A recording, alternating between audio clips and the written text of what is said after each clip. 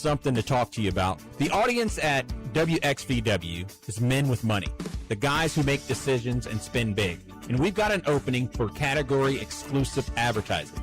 That means when you partner with us, you're the only game in town. At the Big X, we specialize in taking little guys and turn them into the big guys.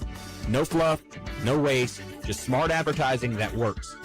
We've done it before, and we're ready to do it with you. But spots are limited. Call me today at 502-259-8085. That's 502-259-8085.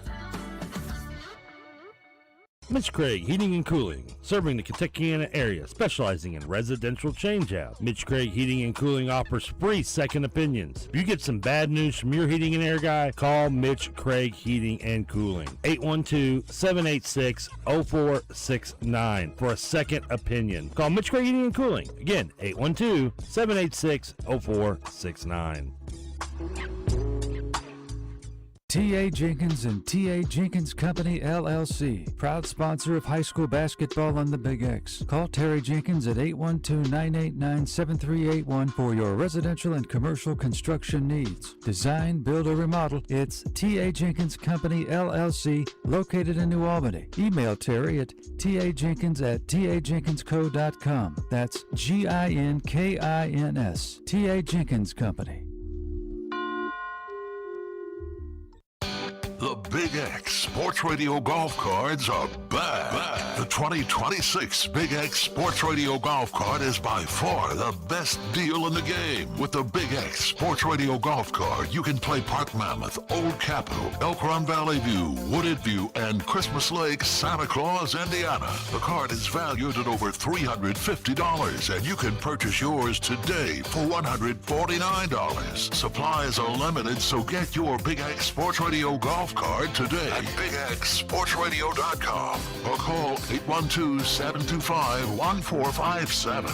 BigXSportsRadio.com or call 812-725-1457. Purchase yours today for $149. Supplies are limited, so get your Big X Sports Radio Golf Card today at BigXSportsRadio.com or call 812-725-1457. Defining a new era in men's health, Gameday Men's Health delivers real results. No shortcuts. From testosterone replacement, weight loss, to peptides, vitamins, and sexual performance therapy, they will have you covered. From their in-house lab that gives you answers in just 15 minutes in our clinic that is designed for men who value speed, privacy, and most importantly, results. Visit GamedayMensHealth.com. Real men, real science, real change. Visit GamedayMensHealth.com. Big X Sports Radio is fueled by Thornton's. Fueled by Thornton's. Where you can stop by for quality fuel, fresh food, and friendly service. Earnify helps make every visit count. Members save 5 cents per gallon every day. Every day. Earn points on fuel and convenience purchases. And receive a 250-point welcome offer. Download the Earnify app and start earning at Thornton's today. Looking for quality furniture and dependable moving services from people you can trust? Then visit Corbin's Furniture and Moving Company in Radcliffe, Kentucky. Family owned and operated for more than 50 years, Corbin has built a reputation for honesty, value, and personal service. Mrs. Corbin, now 94 years young, and Carl continue the tradition of taking care of customers every day. Conveniently located on 31W in Radcliffe, call 270-352-0601. Mention you heard this ad and save 10%. Corbin's Furniture and Moving Company, a name you can trust and a name you already know.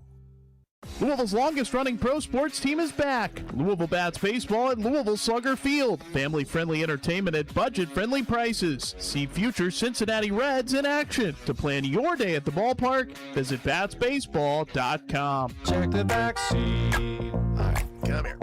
Check the back seat. Gets in your head, right? Good. Because every year, dozens of children are forgotten in the backseat of a car by a parent or caregiver. All never thought it could happen to them. A message from NHTSA and the Ad Council. The Mike Rutherford Show is brought to you by Everything Concealed Carry, in the heart of J-Town, where you'll always get your best shot at a great deal. The plumbers, pipe fitters, welders, and HVAC technicians of Local 502's commitment to excellence can be seen in our community every day. The KFC Yum Center, Ford Motor Company, and the Omni Hotel are just a few examples of their professional craftsmanship. Local 502 has been part of our community for over a century and invests over $1 million annually training skilled local workers. Members of Local 502 are your friends, neighbors, and children's coaches. For more information, go to lu502.com. Local 502, built on excellence, building a better tomorrow. In 5, 4, 3, 2, 1. Obi Trice, real name, no gimmicks. Who are you? He had a voice that could make a wolverine purr. That's what I'm talking about, man. Wait a minute. I know you. Check out the name tag. You're in my world now, Grandma. I know that, dude. He's a modern-day Yoda. I'm your huckleberry. Allow myself to introduce myself. Greetings and salutations. We came, we saw, we kicked its ass. You're excited. Feel these nipples. That boy is good. Mm-hmm. Good and terrible. Well, I have a microphone and you don't. So you will listen to every damn word I have to say! This is the Mike Rutherford Show on the Big X. The sportos, motorheads, geek bloods, wastoids, dweebies, they all adore him.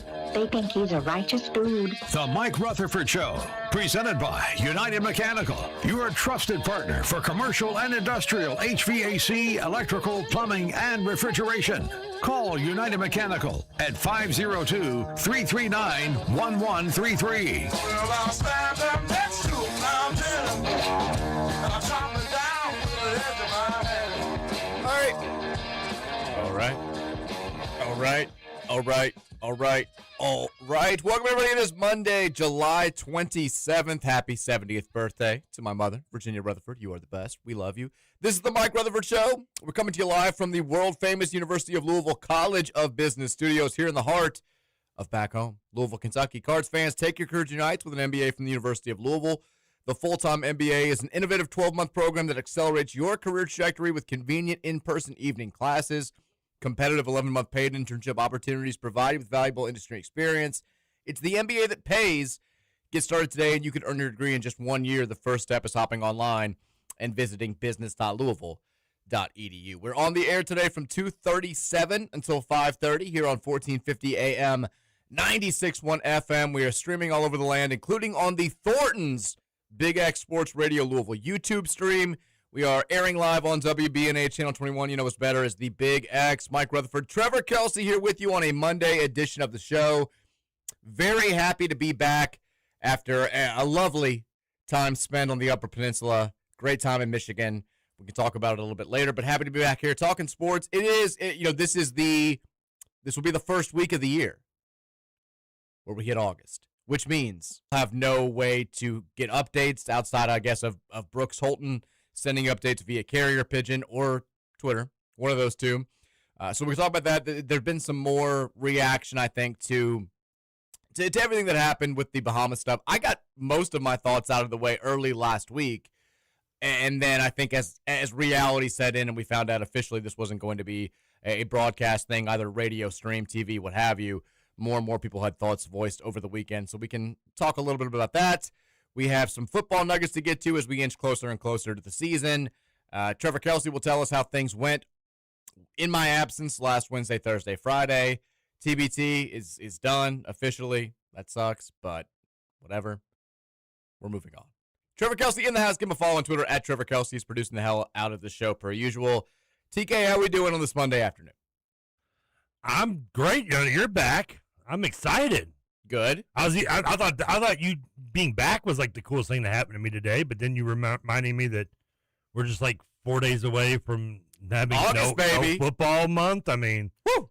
I don't know if I can contain. I mean, you have to give me like at least 30 minutes between these kind of exciting news for me to regroup myself. I mean, I'm not a young man anymore, sir. Sorry. How was the trip? How was your excursion into the country club life of Michigan?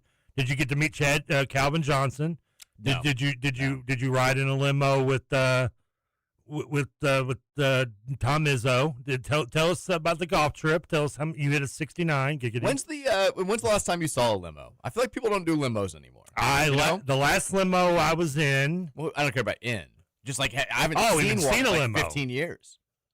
Yeah, I guess not. That's a good point. People don't do limos anymore. It's all about the private car. It's all about the private nice car with a driver. Funeral lines, you see them still. Not that much though. But then again, I haven't even seen. And I live not far from a funeral home on Westport Road, so I will run into them occasionally. But I mean, yeah, it's a good. I mean, kind of out of favor, man. You've ridden in. I'm assuming when's the last limo you rode in though? The last limo I rode in. Yeah. I mean, senior prom. This weekend? No, senior prom. I can't picture that. I think only senior prom and like, I mean, well, there were a couple like excursions we had as kids where like a limo was rented for the day. Oh, of course. Yeah. Not by me or my family, but you know, that's okay. Other people. It was like you had like a pizza party limo ride for like school trips sometimes if you like hit a certain goal. I called him Money Mike in school for a reason. Nobody ever called me that, trust me. Make it rain Mike. No.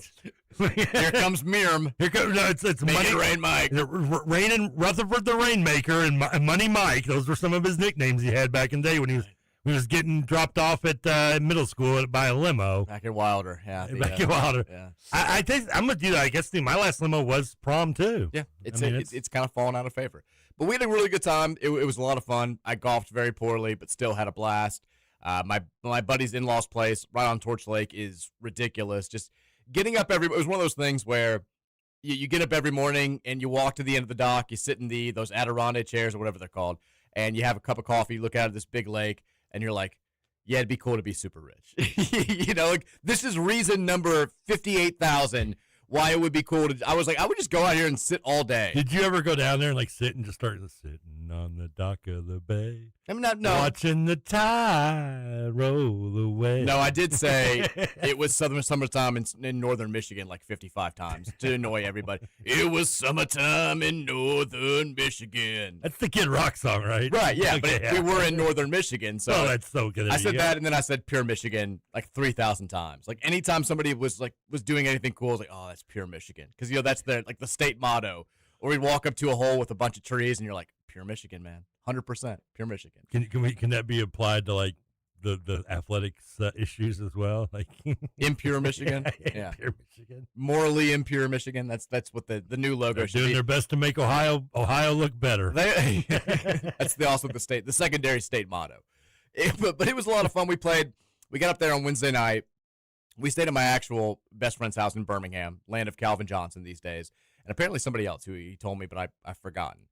Kid Rock. Not Kid Rock. He's not up there. Eminem? Kid Rock apparently did have a house on Torch Lake, which is where we stayed the rest of the time. Did you see the spot where he had the helicopter come by and do the Bud Light commercial? Like, No. was that by his house? No, but he's done like the impromptu concerts up there. He's a big name. I think I'm out of Michigan celebrities, so we have to move on. That's him and Eminem. I'm done. I'm trying to think of for me. Oh, I did a lot of references over the week. It was great. Did you look him up and like going with doing homework before you went up? No, but I had just enough knowledge to be like, That's good. Is this the type of place where like Ty Streets would eat? Like I would throw those things out there a lot. But so we went up there, had a great time on Wednesday, then drove another 3.5 hours up to Torch Lake on Thursday. And this was the big round of golf. We played at Kingsley Club. And it was one of those where like you can only get on if you are playing with a member or if a member recommends it. And so one of my buddies who's, he's one of the two that plays golf all the time. The classic financial advisor who's, I'm using air quotes here for the non-Thornton's YouTube listeners, working when he's playing golf 7 times a week. It's considered a business expense. Exactly. Yeah. He's smoozing customers. But the good thing with that is you meet friends of friends, you meet people who know people, and he happened to have met someone a few months ago who was able to get us on at this Kingsley Club, which is super exclusive and super hard to get onto. And I've played it like very few really nice like fancy courses. This was the first time where it was very apparent that like it wasn't appreciated that we were there. like everywhere you go, like we are quote unquote unaccompanied guests is what you say.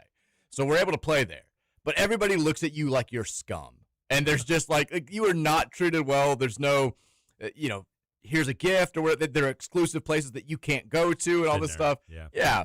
But the course itself was remarkably good. It was, without question, the toughest course I've ever played. And we had this caddy, who his name was KJ. He's actually related to KJ Choi, the former PGA golfer. KJ the caddy? KJ the caddy. Very cool. I mean, he was a big-time college golfer. He's trying to make it as a college golf coach or something in the future. But the problem with KJ, it was great. Got some beef with KJ. Well, he was our four caddy. Okay. So he's giving you advice. After the first few holes where he should be recognizing that, I'm not going to be on the PGA Tour anytime soon, you need to sort of, your advice needs to be molded a little bit to fit my needs. Because KJ would be like, all right, man, you're 172 out. Do you see those 3 kind of gold leaves on that second tree from the left behind the bunker? That's what you need to be aiming for. Cut it in there. I'm like, give me a left or right side of the green, KJ. I'm trying to hit the ball in the air at this point. But it was a lot of fun. They have this secret on the 18th hole. They have this little secret brick that you can pull out, and there's a bottle of Jameson in there. And we all we found it and took a pull. That was a lot of fun. It was a good time, but it was a very tough course. It was one of those courses where if you're not perfect, you are punished dramatically. And if I had a shot that's within 15 feet of where I'm aiming, I'm very excited about that. That's very good for me. On this hole, if you missed your target by 3 feet, it wasn't just, oh, you got a little bit of a longer putt. It was the ball's rolling back off the green 50 feet back to your feet, or it's rolling into a bunker that you've got to hit out of. So that wasn't overly fun. But the other 2 courses we played were a little bit more manageable. They were, still very hard, very fun. I didn't break 90 once. You played 3 different golf courses over this trip? Played Thursday, Friday, Saturday. I did make a birdie and had several pars on Saturday. It was more consistent on Saturday. But these courses were tough.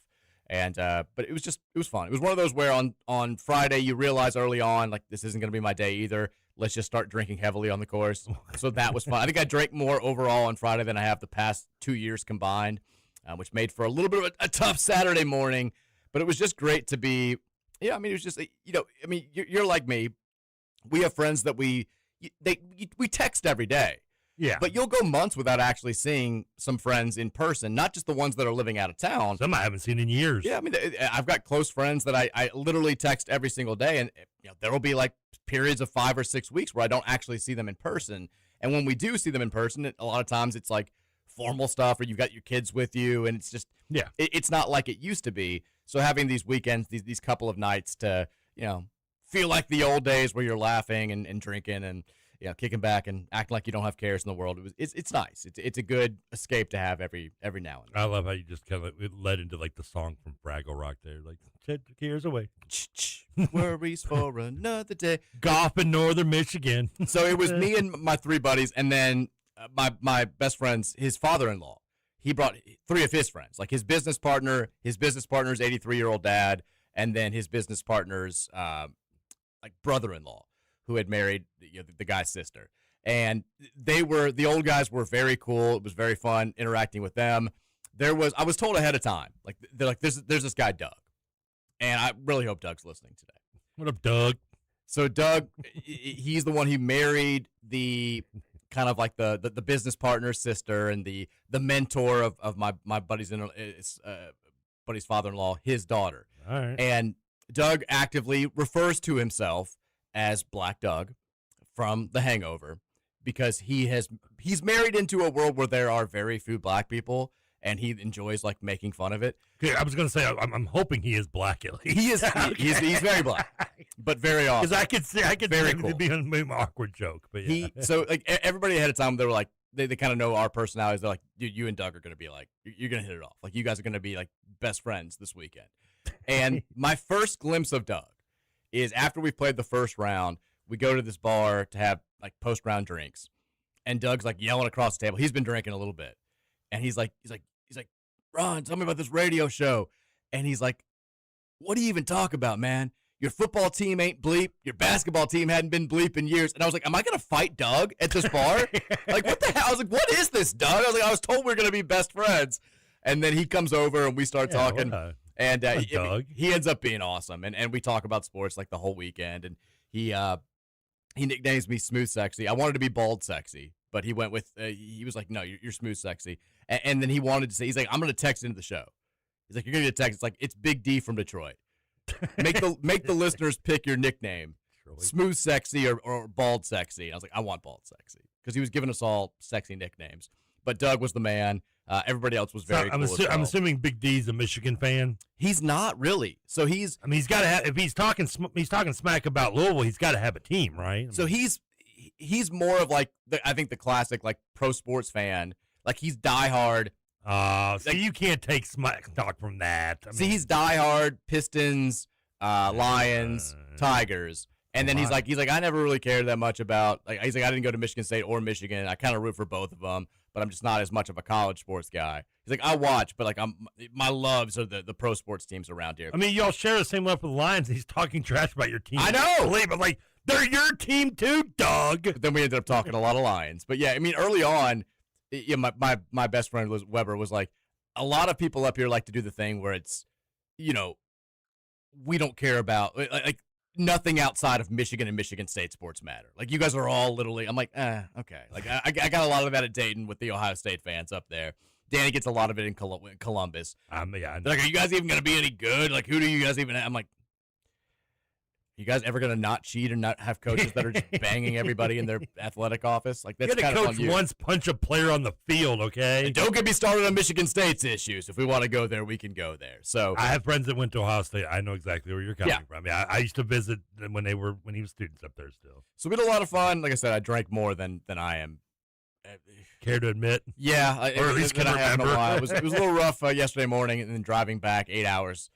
Was not ideal, but thankfully I got to be passenger princess. My buddy was driving. Well, that was nice. I do want to go back to one thing you did say that did grab my attention, other than the great story about Doug, was that like so on this one course, there's just a bottle of Jameson. Someone hides behind a brick like it's Andy Dufresne leaving money for red. Yes, it's like a fancy thing. Like, it's like this secret that like only you have to like know about. And like you just take like is there an unwritten rule like last swig replaces it though, or is this like the club putting out a bottle there daily? I think the club puts it out there, yeah. It's not the only, like, there are clubs across the country that have this sort of thing where, like, if you know about it, they'll have, like, a fake sprinkler where if you open it up, there's actually, like, a bottle of vodka that's for... Okay, this is like kind of at most clubs? I mean... No, not most clubs. Like just your fancy club. Yeah, pretty much. Because I did a public course one time, and it was something like that, but it was in a plastic bag, and it was...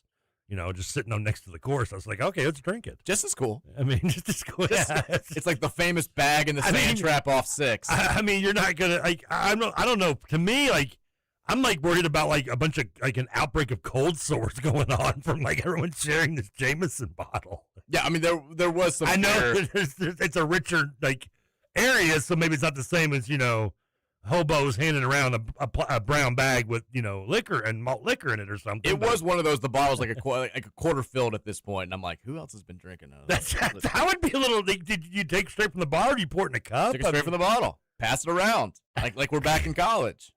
It was a moment. I could just see a Michigan outbreak one day on the news. It'd be bad. I mean, it would not be good. All began at Torch Lake. But it was it was a lot of fun. I had a good time. The lake was freezing. Still, I felt obligated to get out there. It's pure Michigan. You got to get out there. Is it that cold still up there? Though, I mean, the weather was perfect, but the actual lake was very cold. Just because they haven't gotten to peak warm season, and it was a little chilly. But you got in there. We took the boat out for a ride, for a little spin on Saturday night, which was great as well. It was a good time. Very good time. Happy to be back though. Happy to be talking some Cardinal sports. I hear that things went well while I was gone. Yeah, we did. We were out on Thursday. Oh, so you and Ian did not. Yeah, we ended up doing not Thursday, but we did. Wednesday was fun. Me and Rashawn. Ian ran the board the whole time. Rashawn became a hot button topic while I was gone. It was great. Like during the good time for him to host the show. Yeah, we were talking TBT on the show, and like I asked him the question, let's say Montrez is eliminated in some way by, as UK fans are now calling John Hudson. That's what they're calling him? Yeah, because, get it, John Wooden, John Wooden. Because they've won 2 games. Yeah, I know, exactly. But I asked him that, and of course the question, his answer to me was as great as it could be, you couldn't time this better, was, well, if Montrez has been eliminated in some way, foul trouble, whatever, you got to look at David Johnson and Malik Williams to pick up the slack. Like, those are the two. I mean, those are two that are going to have to win the game for them. Like, okay, that's great. Of course, we get done with the show and I look at Twitter and, like, just announced Johnson and Malik out for the game. It's like, bleeping Rutherford show curse. I mean, it kind of, yeah. It kind of did, yeah. And then on top of it, David Johnson gets the Taco Bell lettuce disease, so he can't play. Norovirus, yeah. And then I don't know what Malik's issue was. He missed another flight or something. Who knows? If you ask me, it's they didn't play because the TBT didn't let them, because this entire tournament is all just a WWE production. And it's clear last night when you saw Archie Goodwin just run over a poor dude, but then they reversed it to a foul. So you're still watching TBT? Well, I got to because Peak is into it, and I'm doing KRC. Yeah, so. I gotcha. But there's no reason to, because the TBT officials have already written the script for this. See, Archie didn't even, I mean, they made him miss the first two games. They did it on purpose. They set up to go 3 games, and Archie, the music would hit, and he'd come out like Stone Cold and to save the day. That's what they did. And they did save the day yesterday with them by kind of screwing over the officials with the Syracuse thing. And they're going to play Kansas in the title game. They're going to win because that is what moves the needle and that brings ratings. It's all already pre-scripted. It's not an Elon ending. It's a Triple H ending to me. There it is. It's so, WWTBT. That's what we call it. So we're not really worried about that too much. Let's go to break. When we come back, we'll tackle what I think is the big topic here locally in the world of U of L sports, which is kind of the controversy surrounding this mini Bahamas trip now, which has been significantly shortened, at least for us. We'll get into that after the break. We'll also hit you up on the Gameday Men's Health text line. 502-414-1450 is the number there. Mike Rutherford Show rolls on next here on 1450 The Big X.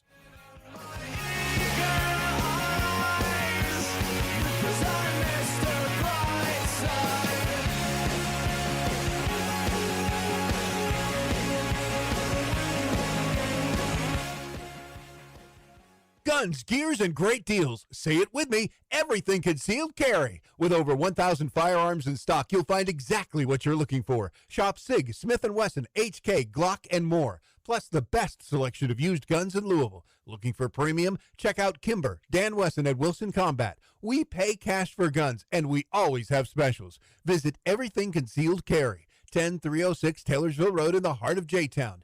Everything Concealed Carry, your best shot at a great deal. Options. When it comes to insurance, that's exactly what you deserve. I'm Chad Hennessy with InsureMax, and I've been proudly serving the Louisville area for over 25 years. As an independent agent, we work with Auto Owners Insurance to find coverage that fits you, not the other way around. InsureMax delivers strength, service, and peace of mind through partners like Auto Owners Insurance. More choices, more options. Call me, Chad Hennessy, at 502-479-4085. Calling all young golfers. The PGA Junior League at Old Capitol Golf Club is the perfect way to learn the game, make new friends, and compete in a fun, team-based environment.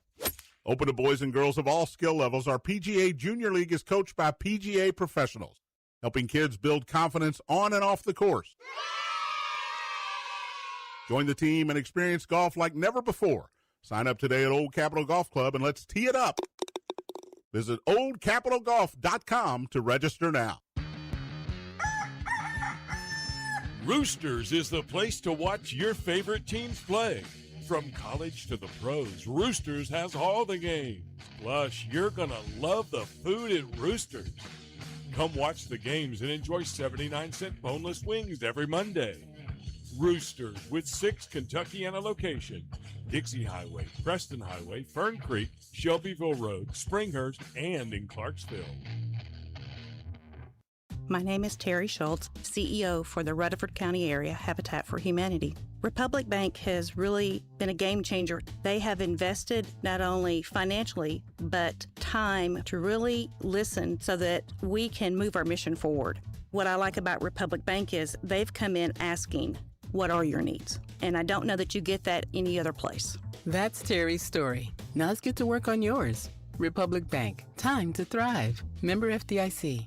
At Valley View Golf Club, the game just keeps getting better. Over the last couple of seasons, Valley View has continued to add new improvements for members and guests. Enjoy the Tap-Ins dining room, now featuring 2 indoor golf simulators for year-round play. Every golf cart now includes a new GPS system to enhance your experience on the course. And to preserve the course's strategy and beauty, Valley View has planted over 120 trees in recent seasons. Valley View is also expanding its golf tournament program. Membership continues to grow, and a waiting list begins May 1st. So join today and experience everything happening at Valley View Golf Club. Hazy, hot, and humid this afternoon. Watching the radar trends carefully, too, for some potential thunderstorms to roll in this afternoon that could be strong to severe. That risk actually will carry over into the overnight hours, so just be extra weather aware for strong storms that could just randomly roll in here. And they'll roll in fast, also leave the area fast as well. High today in the lower 90s, again index over 100. The Wave Storm Tracking Team, I'm Brian Good. This is Dugan Ryan. I would love the opportunity to talk with you about how we can help grow your business and have your business's brand associated with Big X Sports Radio. Give me a call today at 812-725-1457. This is Kentuckiana's only locally owned sports talk, The Big X, AM 1450 and 96.1 FM, WXVW Jeffersonville.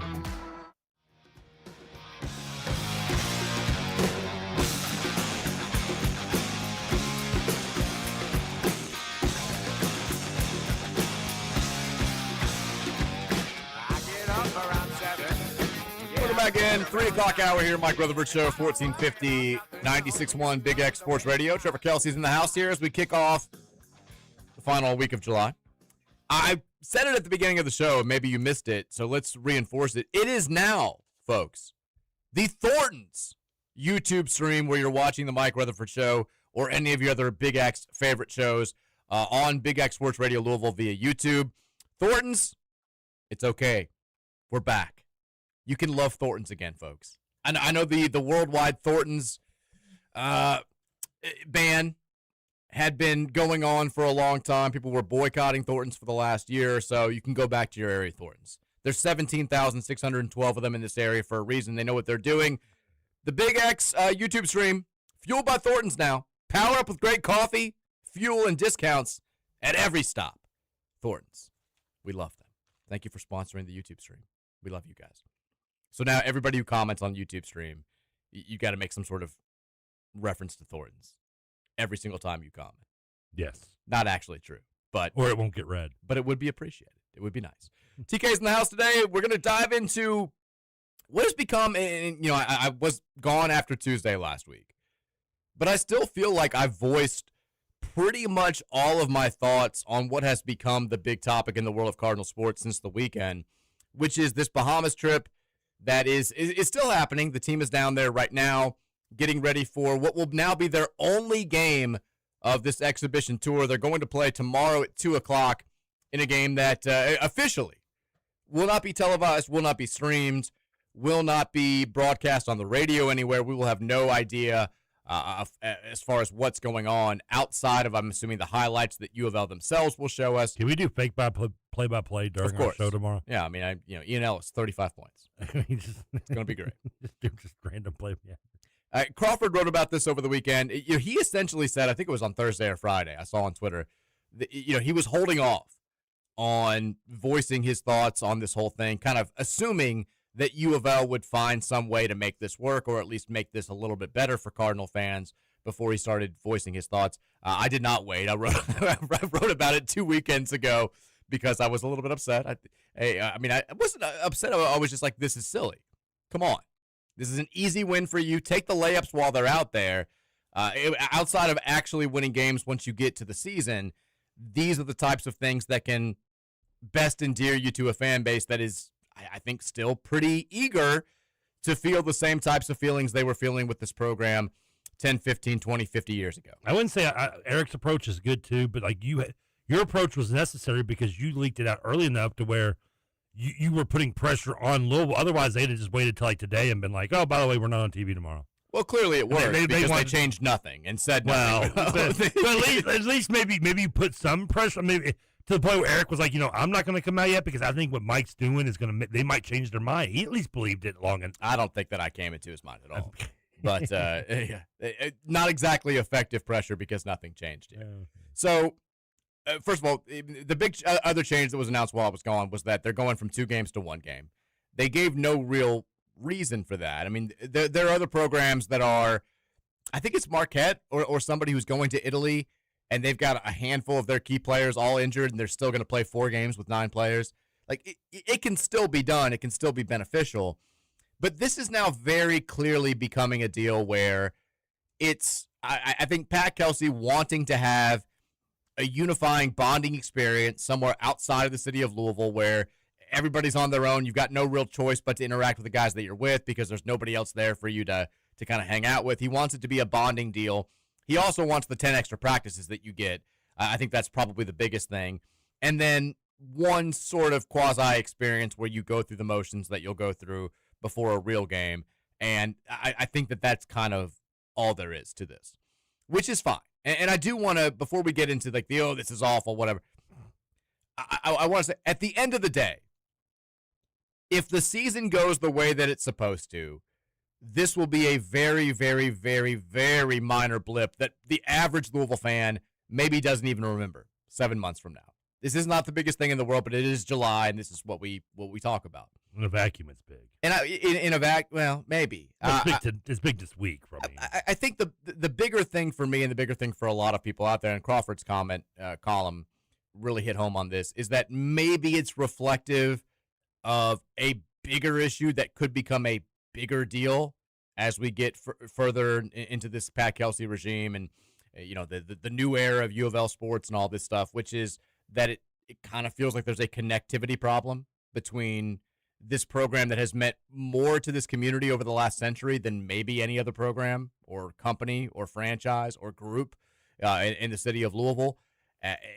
People are feeling like they lack the connection that they used to for the obvious reasons, the NIL and the portal and the unfamiliarity with the players. But there are ways to kind of alleviate that lack of connectivity, and this is one of those things that seems like a small deal, and maybe at the end of the day, when you stack up all these small deals, it becomes not such a small deal. So the weirdest thing about this to me is that we haven't really been given a definitive reason. And maybe U of L feels like they don't have to because, this is a silly thing. Fans are, the mob is fickle. We don't really have to say anything about this because nobody cares as much as, radio schmoes are making it seem to be. And I don't think that's the case from having conversations with other non-radio schmoes over the past week and a half. There are a lot of people out there. I mean, you know what the most common response that you get is? What's that? That was a rhetorical question. I'm sorry. No, you're fine. A lot of times it is, so I understand. I know I was supposed to say what. Are you setting me up for the joke? Like, how old is he? In the old days, they would have found a way. Jurich would have found a way. Yeah. Kenny Klein would have found a way. Kenny put the game on his own phone, for God's sakes. And that maybe doesn't address what, and that's the problem here is I still don't have a clear answer, and nobody seems to have a clear answer. Brooks Holden has said in his Courier Journal mailbag, there's still not a real clear option. I'm kind of guessing here. Crawford said the same thing. I think other radio shows have said the same thing, which is there's been no uniform response. Well, you've reached out to him, I'm assuming, some form or fashion. Like I've gotten very little. But there's nobody who's saying, there's talk about, well, it's entirely because of ESPN and the ACC network. Yeah. Like, they don't want this to be broadcast. And, there are options besides that. Other schools that are having foreign tours, including Texas A&M, their games are being broadcast on Flow Sports, which is like a $30 to watch 4 games or 30. I mean, I think there are several Louisville fans who would pay $30 to watch 1 game. I would do it. I mean, if they think A&M fans are going to pay $30 to watch basketball, then that's the thing. We are. Eric said, and I think Holton said the same thing. They could do this, but the administration, the athletic department, realized that it would not be financially beneficial. At some point, you're taking this, it can't just be about being financially beneficial. This is a thing that the fans want. At some point, you've got to give the fans what they want. You haven't given them reasonable ticket prices. You haven't given them the level of success or anywhere near the level of success if you're looking at the last 8 years that they expect. At some point, you've got to throw people a bone. You're like, I can't believe that we don't have more than 14,000 fans going to games last year. Well, people are they don't hate Louisville basketball now. They still love it. they just feel like their love is not being returned in the way that it used to be. Are some people going down to the game here? I think a handful of people are. Not many, I would guess. I mean, yeah, and those people got we boned. won't know because we won't see it on TV. Yeah, and those people got boned. They got one less game to go to. They already bought those tickets and bought those travel plans. I mean, the fact they weren't going to air either game, did they even have to tell us the second one was canceled? I mean, we wouldn't know, right? Yeah. I mean, so you've got. I think you've had a couple of explanations come out, and nobody knows exactly what it is. TV rights people have issues with this. Learfield has issues with this. There's a thought that maybe Pat Kelsey doesn't want the game broadcasted for the element of secrecy or whatever. And if that's the case, that's the explanation that I buy the most, that I'm the most okay with. I think it would be silly because at the end of the day, your plans are going to get out at some point. But I always kind of say if the coach thinks that this is the best thing, even if it's wildly unpopular with the fan base, I'm always deferential to them if they win. Now, because we can put everything aside if you go out there and you win basketball games at a high level. If you don't, like I said earlier, little stuff like this becomes not so little anymore. There's been no transparent response for the folks at U of L. The only response that I've gotten from I don't want to say non-important people, but super high ups at U of L is kind of, maybe I shouldn't say it. No, now you can't tease. I know you're right. I can't do the whole.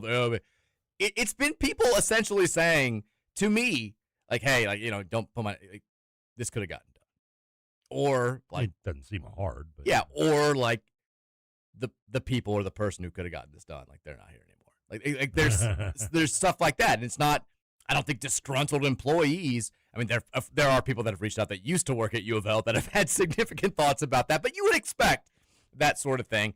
But I think that there's some frustration with what. And look, maybe these people aren't fully in the know. I'm sure that would be the takeaway from the people who are higher ups.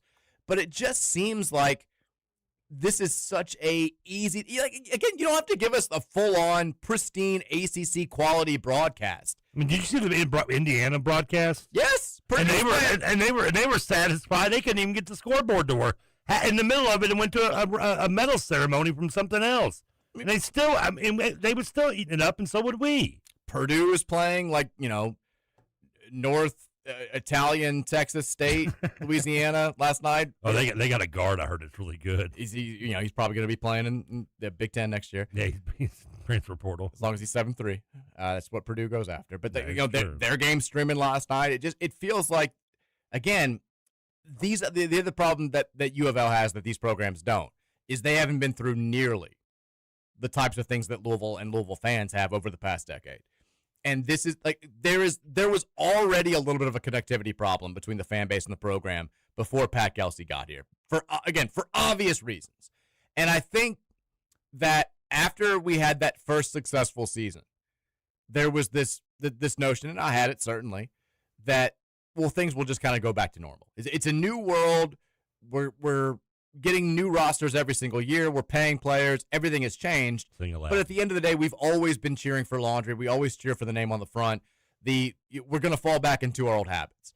And that really hasn't happened. And I don't think that little stuff like this is 100% the reason why, but I do think it plays a part. I do think that the fans want to feel like they're in the know. They want to feel like their opinions matter, and we don't get the Rick Pitino giving us blog updates every day, or Rick Pitino going on Ramsey and Rutherford every day and talking about whose body fat has dipped too much in the summer and why they're not going to play, and telling us why Jalen Johnson's going to be Jamal Mashburn or whatever. And half that stuff, it ended up not even coming to fruition, but it helped with the connectivity. I mean, I talked about the trip that we took 2 years ago. Do you remember how important those games were to pepping everybody up? Oh, yeah. Because it was one thing, you have a head coach come in and say great things during the introductory press conference and give updates. You expect that. Yeah. But there's still doubt. People were excited when Kenny Payne talked to the fan base for the first time. People were excited when Chris Mack talked to the fan base for the first time. To actually see them play the way they did against nobody's in the bottom. It didn't matter the level of competition. No. There are people who were watching those games and a little tear came to my eye. I got a little teary-eyed. It felt like Louisville basketball was back. That was the first moment where you had this tangible thing you could point to and say, I think we got a shot to be pretty good. I think this guy knows what he's doing. I think this talent's pretty good. I think this could work. Now, the fact that PK let that be televised, do you think does that still make you lean towards maybe them not doing this is television related more than him keeping the secret thing related? I mean, what I'd heard, we kind of took it upon ourselves to, we did the Floyd Street Media broadcast the games and hired Terrence Oglesby and Rob Doster from 68 to do it. And what I was told was that the ACC was not appreciative, didn't like that we did that. Well, we don't like the way they handle us. Honestly, kind of what I'd be like, what have you really done for us that would make us say, oh, we care a lot about what you're, maybe give us one good review in a football game, and I'd have a little bit more courtesy towards not broadcasting a meaningless Bahamas game that you guys have an issue with for whatever reason. I don't know what the ACC network's going to be carrying tomorrow afternoon at 2 o'clock. I'll look it up when I get home, and I'll text you. I will bet every of one of the few dollars I have to my name after this Michigan trip. Were you trying to keep up with the hobnobbers? Yeah. I got the next bottle of champagne, guys. I got the next round. I would bet every single one of those dollars that more people would watch the Louisville exhibition game than, the class that saved Coach K for the 58th time this month. I've almost got it memorized. I mean, it just are you? What about the 1981 Clemson football team documentary that plays also? Have you got that one? Oh, yeah. I see that it's on. I never actually watched it. Well, yeah, I didn't expect you to watch it. Yeah. Again, I'm not angry about this. People are like, oh, you sound angry. You sound pretty pissed. I'm annoyed more so because I feel like I want, like everybody does, I want the feeling amongst the fan base. We're here for the fans. It's your show. I want the feeling to go back to what I knew for basically the entirety of my life, I would say before COVID. And little stuff like this stands in the way of that happening. And it annoys me. When is the last time we've ever had a game exhibition, any kind of basketball sporting event with Louisville not streamed or televised in some way? I feel like I know the answer to that. I'm talking, are we going 90s? No, there was a game it was Thanksgiving of 2007. It was right after I graduated college. So it's been nearly 20 years. Yes. I mean, there may have been one since then. This is the one that I remember because we played, we had played in this Thanksgiving multi-team event, and we'd been upset the night before by Iowa. I think it was always Iowa. It always won those games. Iowa. And so the championship game of that tournament, it was like a 4-team tournament. The championship game was broadcast. The secondary game was not. And I remember going over to a buddy's house, and we were following it on Game Tracker. We won. I remember that. But so this was a regular season game too, right? It was a regular season game. I'm trying to look this up now. You could it's probably listed in the schedule. I don't remember that. I probably was complaining about it. But yeah. I just don't remember. But that, again, that's also. I take it back. I was wrong. It was 2008. We lost the game against BYU. BYU was the other team that always seemed to beat us in those early season tournaments. And then the next day, we played the consolation game against Old Dominion, and it was not broadcast anywhere. So that was the game. It was that Saturday. We won 64-53. So 2008-2009 season. So the number one overall seed in the NCAA tournament had a game in November that was not broadcast anywhere. Also, again, 18 years ago, and probably if you go back again, even pre-streaming maybe, but so they had radio. You still, exactly. You still at least had it on radio in some way.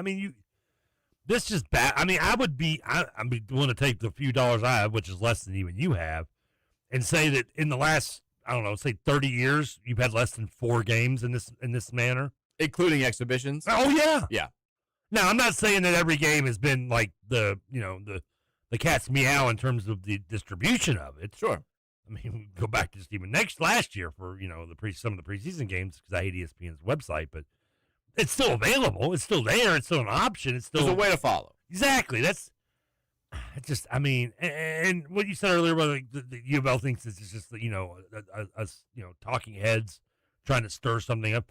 You can go on social media and see where people are complaining that aren't working in radio. It's clearly the fan base. I just don't understand the incompetence you'd have to have, and I'm trying to be nice when I use that as a verb to describe this. Is that how you not know how hungry this fan base is? Do you not know? Even Mark Pope understands the assignment.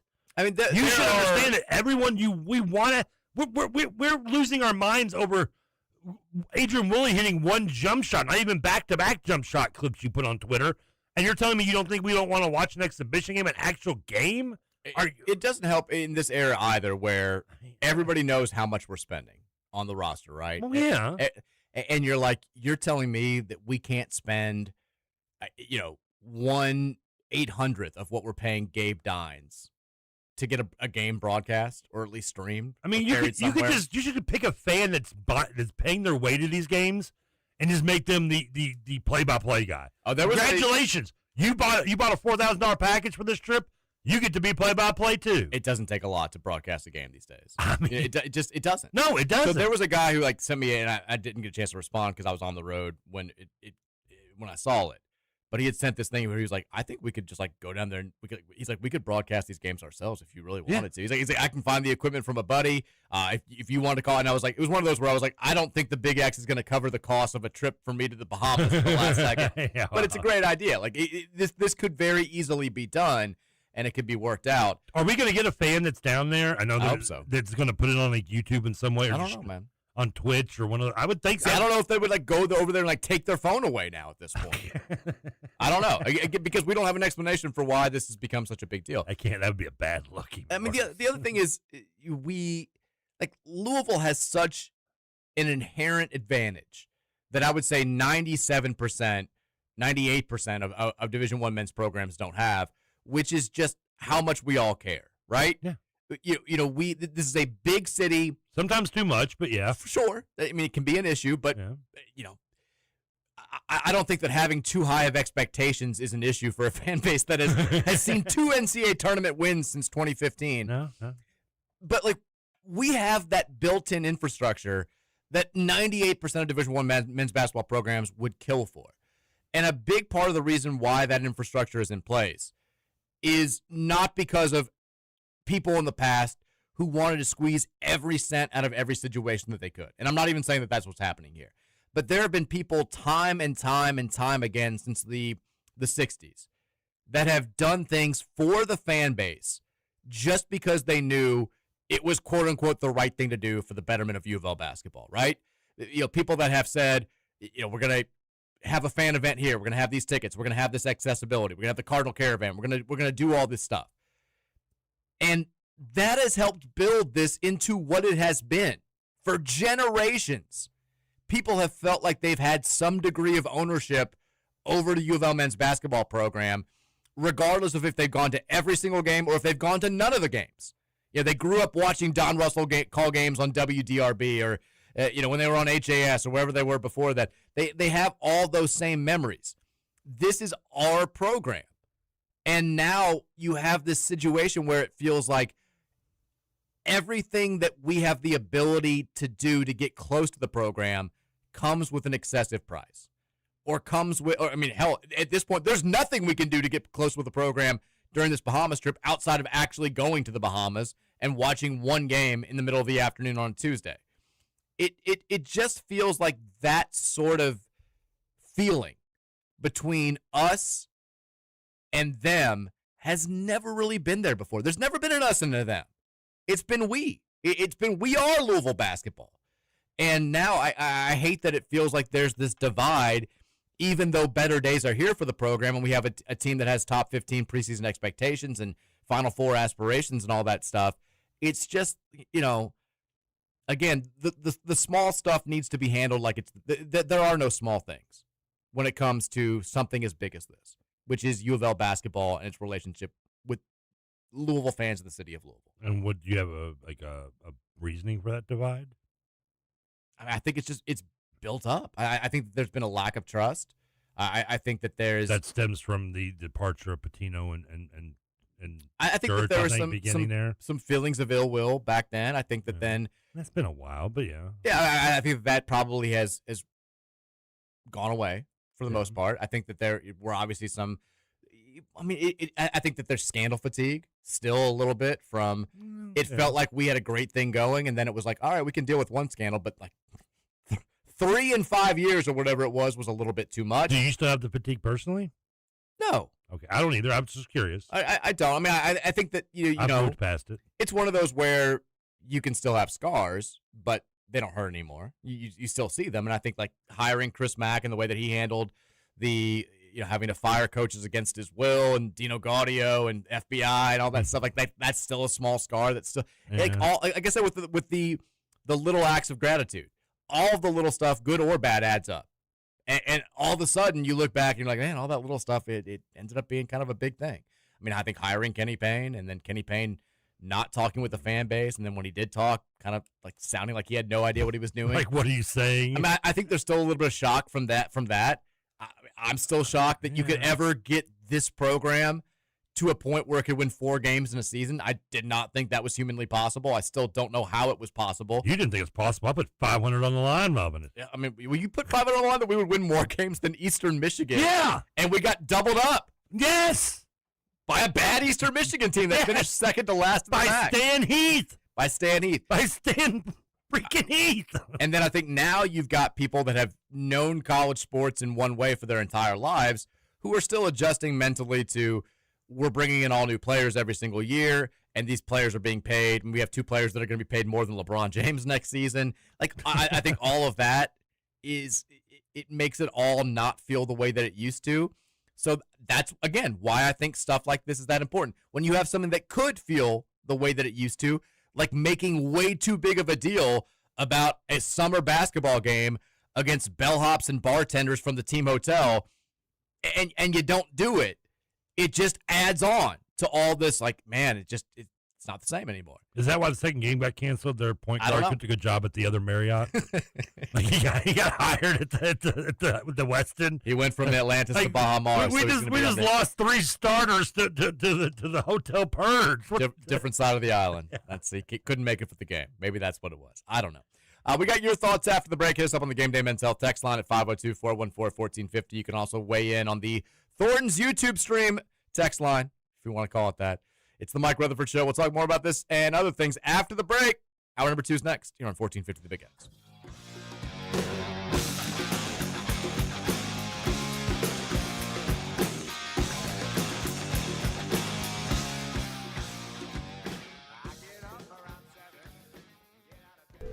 Hey there, New Albany. This is Mayor Jeff Gahan. It's another year here in our River City, and what better time to show your support for our high school's athletic programs. Whether it's basketball or football, track and field or soccer, swimming or tennis, our Bulldogs are giving it their all on the field and court. So let's rally behind them, New Albany. Come out to the games, cheer them on, and let's make some noise. Let's show everyone what it means to be a part of the best city in Southern Indiana.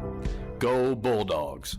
Honey Baked Ham in New Albany is the perfect spot for a healthy alternative to fast food. They provide a variety of freshly made sandwiches, as well as salads and delicious soups. And you can dine in or take it to go. They also have many dinner options such as ham, turkey, frozen sides, and desserts, which provide a complete meal. Catering is also available for small groups or large gatherings. Call Honey Baked Ham today, 812-941-9426, or visit them, 3602 North Cape Court, Suite 23 in New Albany. Kraft Sporting Goods is Southern Indiana's team sports specialist and is your local Adidas team product dealer. Kraft specializes in outfitting your team, organization, club, or business in apparel, hard goods, and accessories from Adidas and many others. Kraft offers fundraising opportunities for your team, organization, or club through online web stores. Let our friendly staff get you started today by calling 812-282-5400 or visit and shop at our website at kraftsports.com. Guns, gears, deal. It's everything concealed carry. With over 1,000 firearms in stock, we've got what you're looking for. Fast. SIG, Smith & Wesson, HK, Glock, plus the best selection of used guns in Louisville. Looking for premium? Kimber, Dan Wesson, Wilson Combat. Selling? We've got selling. We pay cash for guns, and we always have specials. Don't wait. Get in today. Everything Concealed Carry, 10306 Taylorsville Road in the heart of J-Town. Everything Concealed Carry. Serious selection, serious value. Card Nation, your Louisville volleyball team is headed to Music City in September. Check out the team in the Broadway Block Party on September 6th. Your Cards look to take on Powerhouse, Texas in a matchup at Bridgestone Arena. Grab your tickets at gocards.com/VB Nashville today. Check the back seat. All right, come here. check the back seat. Gets in your head, right? Good. Because every year, dozens of children are forgotten in the backseat of a car by a parent or caregiver. All never thought it could happen to them. A message from NHTSA and the Ad Council. If you've been hurt in a car accident or hurt on the job, there's only one law firm to call. Call my friend Tony at the Collier Law Firm at 502-736-8141. Tony will get you paid. This guy used to work for the insurance company, so he knows the other team's playbook. Tony's a diehard Cardinal fan. His family's from Portland and Shively, and he grew up in Fern Creek. With that combination, you know this man can fight and win. In an accident or hurt on the job, call Collier Law Firm. That's Colyer Law Firm. Call today. Hello, I'm John Burke, president and owner of United Mechanical. My Christian faith is the foundation on which my company operates. Since 1999, United Mechanical's workforce has provided quality and dependable HVAC, plumbing, electrical, and refrigeration services for all of Kentuckiana's commercial and industrial businesses. Our mission is simple: to deliver a comprehensive array of reliable services in an ethical manner and always put our client first. Call United Mechanical at 502-339-1133. That's 502-339-1133.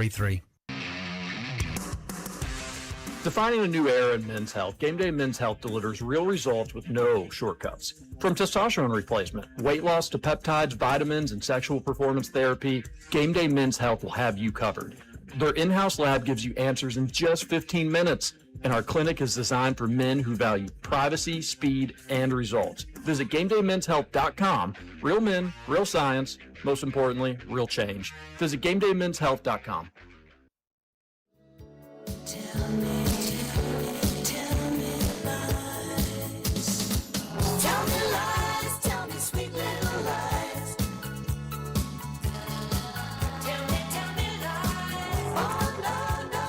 Hour number 2 here, Mike Rutherford Show, 1450, 96.1. Big X Sports Radio. Back from Michigan. Big sports news that happened while we were away, and now we're getting some sort of updates on this. We've got LeBron James going to Philly. I know Trevor's excited. Yeah, I already gave my rants on Friday when Stern monologue. So we got it out of. Well, have you seen the news though today? The helicopter news? No, not that news. Okay. But the news that there was reportedly widespread surprise among LeBron James' inner circle that Donovan Mitchell was still on the Cavaliers roster when it came time for him to make his decision. There's a quote that said, if the Cavs still had Garland in Cleveland and moved Donovan in a trade to Jaylen Brown, there's a good chance LeBron James would be in Cleveland today next to Garland, Brown, and Evan Mobley. Is LeBron afraid of Donnie? Well, sounds like it. I said this.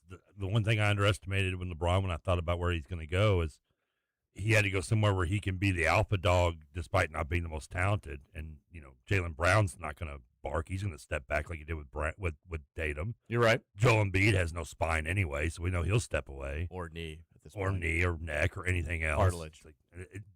Ezel has more working parts after he falls in the convenience store. But and he goes to Cleveland. He has to know that Donovan Mitchell is the top dog. He's the big dog. Mm-hmm. And, you know, he's not going to go there. Listen, the guy hasn't won a title since 2016. He wants that fourth ring. He's been in the league 24 years now. Half of it, last 12 years, has been with no championships. That's not a good look for somebody who brags about being the GOAT, right? Maybe then don't worry about being the alpha dog. Maybe be cool with coming off the bench. I don't know. He didn't. He's not right. That's not what he is. He's not. He's not built that way. But are we buying this being a LeBron, Donovan Mitchell beef going into the 26-27 season? I think it's a mix between that and he just loves just screwing with Cleveland. You might be right. I mean, listen, he's left them. He came back, gave him a title, then bounced on him again.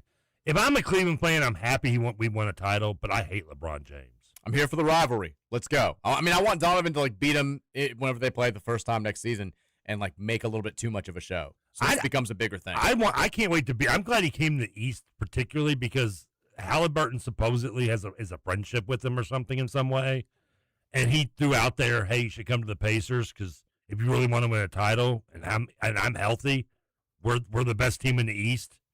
And he just kind of on Twitter, did ha ha ha, yeah, right. Yeah. I go, you know what? Screw you, dude. All right, you go to Philly. You have your cheesesteak. You fly your helicopter in and out each game like you're the royalty that you think you are, and come to the postseason. It's like you have the last decade and a half. You'll choke. You'll probably blame someone else, and then you'll jump ship and probably want to come the Pacers after that. Oh, boy. Because no one bandwagons more than LeBron James. Oh, boy. On that note, let's go to the Gameday Men's Health text line for the first time. 502-414-1450 is the number. Reminder, Gameday Men's Health, redefining men's wellness. No shortcuts, just results, testosterone and peptides, weight loss, sexual performance therapy, and more. Visit GameDayMen'sHealth.com today to find out what they can do for you. Everything the complete opposite of LeBron James is. What do you mean? He doesn't have peptides. He doesn't have sexual performance. He won't be better for you. I just think there's a lot of references at the end of KRC today to Peak being on drugs. I don't know what was going on. Do you want to know why? Sure. Can this be like a 30-second summation? Kentucky released their non-conference basketball schedule, I guess. Or It'd be nice if we had that too. And he picked UK to go 19-1. On their well, they don't play that many non-con games, right? And by the way, in case you're curious, who's the one behind the one? He doesn't think it's Louisville. I mean, they don't play 20 non-conference games. He just said 19. So it's like 12-1, basically. He said he didn't think they would start 19-1 or something. Oh, well, they do have the dates for the SEC schedule. Yeah.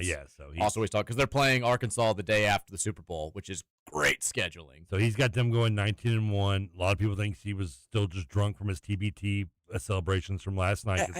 He was getting into he was loving the TBT. I was hoping Peak wasn't going to be that. Like UK fans do this thing every single year where they hate their team at the end of the season and they spend the offseason being like, this guy sucks. Like, we need a new coach. Calipari's lost it. Mark Pope's not that guy. He's the whiff king. And then a couple of semi-good things happen. And they don't just say, all right, maybe we got a shot to be decent. They go from, we suck, the world is ending, everything's terrible, college basketball's ruined, to, we may literally not lose a game this season. So there's no in between with these guys. No. And I called him. I said, okay, Pete, let's do a little gentleman's bet. Put a little maybe Polar Pop at Thornton's on the line. Just, nothing big money. It's this. I say Louisville has less losses than Kentucky at the end of the season. What do you say? And he's like, I'm not making that bet. Why?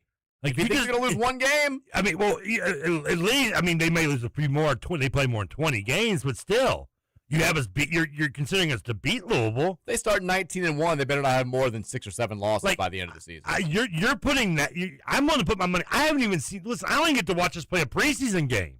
We know nothing about this game. I know nothing. For all I know, Badunka's 5'2" now. All I know is Floyd. They had that video of Floyd taking weird jump shots, and I was like, no. I'm like the McConaughey and the Martian or whatever. I'm like, no. Get him under the rim. Get him down there. Interstellar, but we got you. Interstellar. Yes, always mess up the reference. It's okay. That's what I'm here for. So yeah, I said the same thing. I said, well, where's the loyalty? Where's this? I can't make that bet now. You're gonna sucker me into that. Put your money where your mouth is, Pete. Come on, Pete. He's just so hyped on TBT right now, he can't see straight. It's a hell of a drug. He was there's reports he was running up and down Nichols Road like Will Ferrell in Old School last night. Sometimes buck naked looking for an open KFC. When you would get drunk back in the day and you had a little bit more athletic ability and you'd be like, hey, you know what? I think I could do a backflip. That's UK fans with a TBT right now. They're drunk on TBT, and they're thinking they're capable of things that they were capable of 10 years ago, but they aren't anymore. I can honestly say with every ounce of fiber in my body, no matter how many times I've been hammered drunk, and there's a lot, I have never once uttered the words, I can do a backflip. Trevor, you sober thought you could pole vault a few years ago. Yeah, but that's different. Anyway. A pole vault, I'm using the stick to the reference stand to pull myself up. The comparison sticks. We've all had drunk thoughts where we think we can do things that we're not capable of. That's UK fans kick right now. Boxcar Bob starts us off today on the Game Day Men's Health text line. Do we really think Pat doesn't want to have the game streamed so other teams can get an early look at us, or is he just trying to deflect some of the heat away from U of L and Josh Hurd? I don't know. I don't know. Nobody knows. Pat will do that. We saw him do it with Mikael Brown. He kind of he wouldn't throw him under the bus, even though we all knew who it was. He did the right thing with Mikael Brown. Which I agree it was. No I question. agree. I don't know if it's this. I don't even know if how much of this is falling on Josh Hurd or how much. I think people are just annoyed. I don't think they know who. Yeah. Nobody knows who to be annoyed at. Tell us. But they know that they're annoyed, which is not good for anything. Should we just be mad at the Bahamas? What happens if we almost lose tomorrow, or the team doesn't? We'll claim it never happened. People are going to be furious. It's going to be terrible. If we have to go to overtime, against we don't even know who we're playing. Bahamas Select, I think, is the team. It's Whoever shows up. Trevor's stepdad says, welcome back, Mike. Hey, Papa. Speaking of back, Reds. No. Are you guys still in last place like Toronto? We are. We're only 5 games out of the wild card.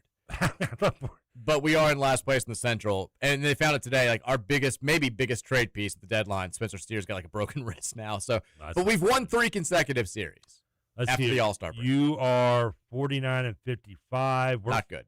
We're 48-58. We might have to make a little race to see who finishes worse this year. Well, a lot depends on what we're going to do at the deadline. More reasons why I hate the Dodgers for last year because I knew it was a one and done thing. I knew this was going to happen. I've seen this movie so many freaking times. Yeah, we're not. The Reds are not back. We're not back. Not back at all. not falling into that trap. Ohio guy says, hey, Mark, did you get a score of 79 on your golf trip? Also, did you make a stop in either Ann Arbor or East Lansing to make a pitch regarding a wank room for either athletic department? Unfortunately, neither one of those things happened. I couldn't even manage an 89 on any of the 3 courses we played. No trips to Ann Arbor, no trips to East Lansing. Lots of Sparty and Wolverine memorabilia sitting around. All these lake houses have the Michigan flags, the Michigan State flags. No Eastern Michigan, no Central Michigan. There was a Central Michigan flag on one of the on one of the houses on the golf course. I was like, "Go Chippewas, Western Michigan." Yeah, there was a little bit of Western Michigan talk while we were there, talking about how great of a college town Kalamazoo is, all of that stuff. So yeah, there was a little bit of that, but I did not get a chance to speak with Ward Manuel about a wank room. Is Michigan like I think especially for a state their size, like they're the one state that has like every direction in school, right? They have a west and east. Well, I guess there's not a north. There's not a northern. But I guess that'd be Michigan and Michigan State, maybe. We have everyone besides South. We've got Northern Kentucky, Eastern Kentucky, Western Kentucky. You're right. Yeah, you're right. Is there one school that has Western would be almost the South too. I think that Western. Florida has so many different directional schools, but I don't like they've got Central Florida, they've got North Florida, they've got South Florida. But I don't think they have an East or a West. If they do, they're not D1. Is there any school out there that has all 4 directions? Is there a North school? What's a North school? I'm missing it. But there's North Florida. North Florida, yeah. The Ospreys, maybe. You're right. Lob City, yeah. And there's got to be a South. There's a South Florida. I literally just said all You those. said them so fast. I said there's a North Florida, a Central Florida, and a South Florida. Well, you zone out when not talking, vice versa. Sometimes I'm just saying. Yeah, but you have to say it twice for me to hear. I can't think of one off the top of my head that has all 4, but I'm sure there is. Texture says, Wiener Dog Guy. Nice name. Rashawn is a bum and has terrible takes. It sucks that he's associated with my favorite show. I nominate him for Card Chronicle Least Cool Person Tournament next year. Well, he's not. If I can't get into the bracket, Rashawn has no prayer. By the way, Michael Brown's back situation did win a very narrow championship vote over Brian Mandel. 51% to 49%. Wow. Very close. Really? Very close. I would have thought that would have been a blowout. I didn't think it would be a blowout, but I thought it would be more like 65-35. Was that the only challenge Mikkel's backs had? Yes. Honestly, it was. Well, the thing it sounds so weird. Brian Mandel had a little bit of a challenge in the semis from the Louisville football November swoon. I saw that, yeah. I think that was like 58-42. But yeah, it was a very competitive championship match. Good for him. I guess. I didn't hear the only thing that I saw with Rashawn was the Twitter controversy. Well, that was just based on the TBT stuff too, wasn't it? Which what I was told Unless was that, I'm thinking of something else. What I was told was that David Johnson was legitimately sick. I can't speak for Malik Williams. I've got no idea, but he was only listed as personal. Like is that what it was? Yeah, and now they put some disease or whatever it was for David Johnson. Norovirus. Okay, it's the stomach bug. Is that the same? Is that the Taco Bell lettuce thing? No, that's Cytoplasmodia or whatever. Fancy names now. Yeah, norovirus it's been a big thing. It's like usually a big thing. It goes around schools during the fall. Like kids get it, they pass it around. But it's a very bad stomach virus. I've had it. It sucks. It's not good. I believe you just like the outbreak monk. You've had everything at some point. Well, just with the knock on wood, the last 2 years, now that the kids have gotten I think most of the diseases that you get in school, which that does we've become way more healthy. That's how I've gotten everything. You're right. Norovirus, all that stuff. When you've got 2 kids at that age going, you're bound to get. Especially with Virginia's half of her first year, we were isolated. She was 6 months when COVID hit, so she had no exposure to anything. She'd never really been around other kids. So when she went to school, it was like she was sick every day. It was terrible. Texas party buses are the new wave, Mike. I bet you've seen one of those, been on one of those in the last 15 years. Yeah, that is kind of the new thing. I've never seen one on the road. I have. I've been in multiple situations. Mary's family, I feel like they've rented them for birthdays a handful of times. So we've done that. Now, does the Big X minibus count? Sure. Well, then I guess I have been on one and seen one. But other than that, I've never been on a party bus. That'd be fun, I bet. Texas, I don't think Trevor went to break on time even a single time while you were gone. Probably not. Fridays was 3:02, amazing, and then 3:40, even better. And you really do think that like things have changed since you were gone. They don't let us get away with that. Well, yeah, no, and I got yelled at too for. Apparently, I'm supposed to notify the TV people when you're out because they were sitting waiting for you to show to come on. They won't do the show when I'm gone? I guess not. Never let Mike come home. Trevor doesn't believe in commercials. Communist Trevor, salute, comrade. Thank you. Trevor, I'm not going to stop until you watch Bottoms. It's not like those lame new comedies. It has lesbians and edgy comedy, and He-Man is Jeff. Just try it. It's free on Prime. I watched that. It has lesbians, Trevor. I mean, it sounds like when I wouldn't watch Game of Thrones for so long, and everybody'd be like, well, do you like hot women naked? I'm like, yeah. Like, do you like dragons and violence? I'm like, cool. He's like, watch the freaking show. By the way, Chris Plummer says Trevor's last limo ride was prom 2026. It was that prom I'm talking about. That's a fantastic Chris the Plumber text. Right? Actually, I took a limo with. I think I told you a story when I took for our anniversary. I had a limo pick us up, and we went to the. We stayed at the Super 8 because they had a hot tub in the room. You have told that story. And I forgot about the next day. The most disgusting thing I can think. And then we leave the next day. And we have no ride because I didn't think that part through. But so I watched Masters of the Universe over the last week and gave my review on it. In case you're wondering, it got a 4.5 out of 10. But I can end it there. I have to check out Bottoms. I mean, the last good comedy like in the last probably 6 or 7 years I've seen, I really liked the Ricky and Stenicki comedy that was on Prime. Did you ever watch that one? No.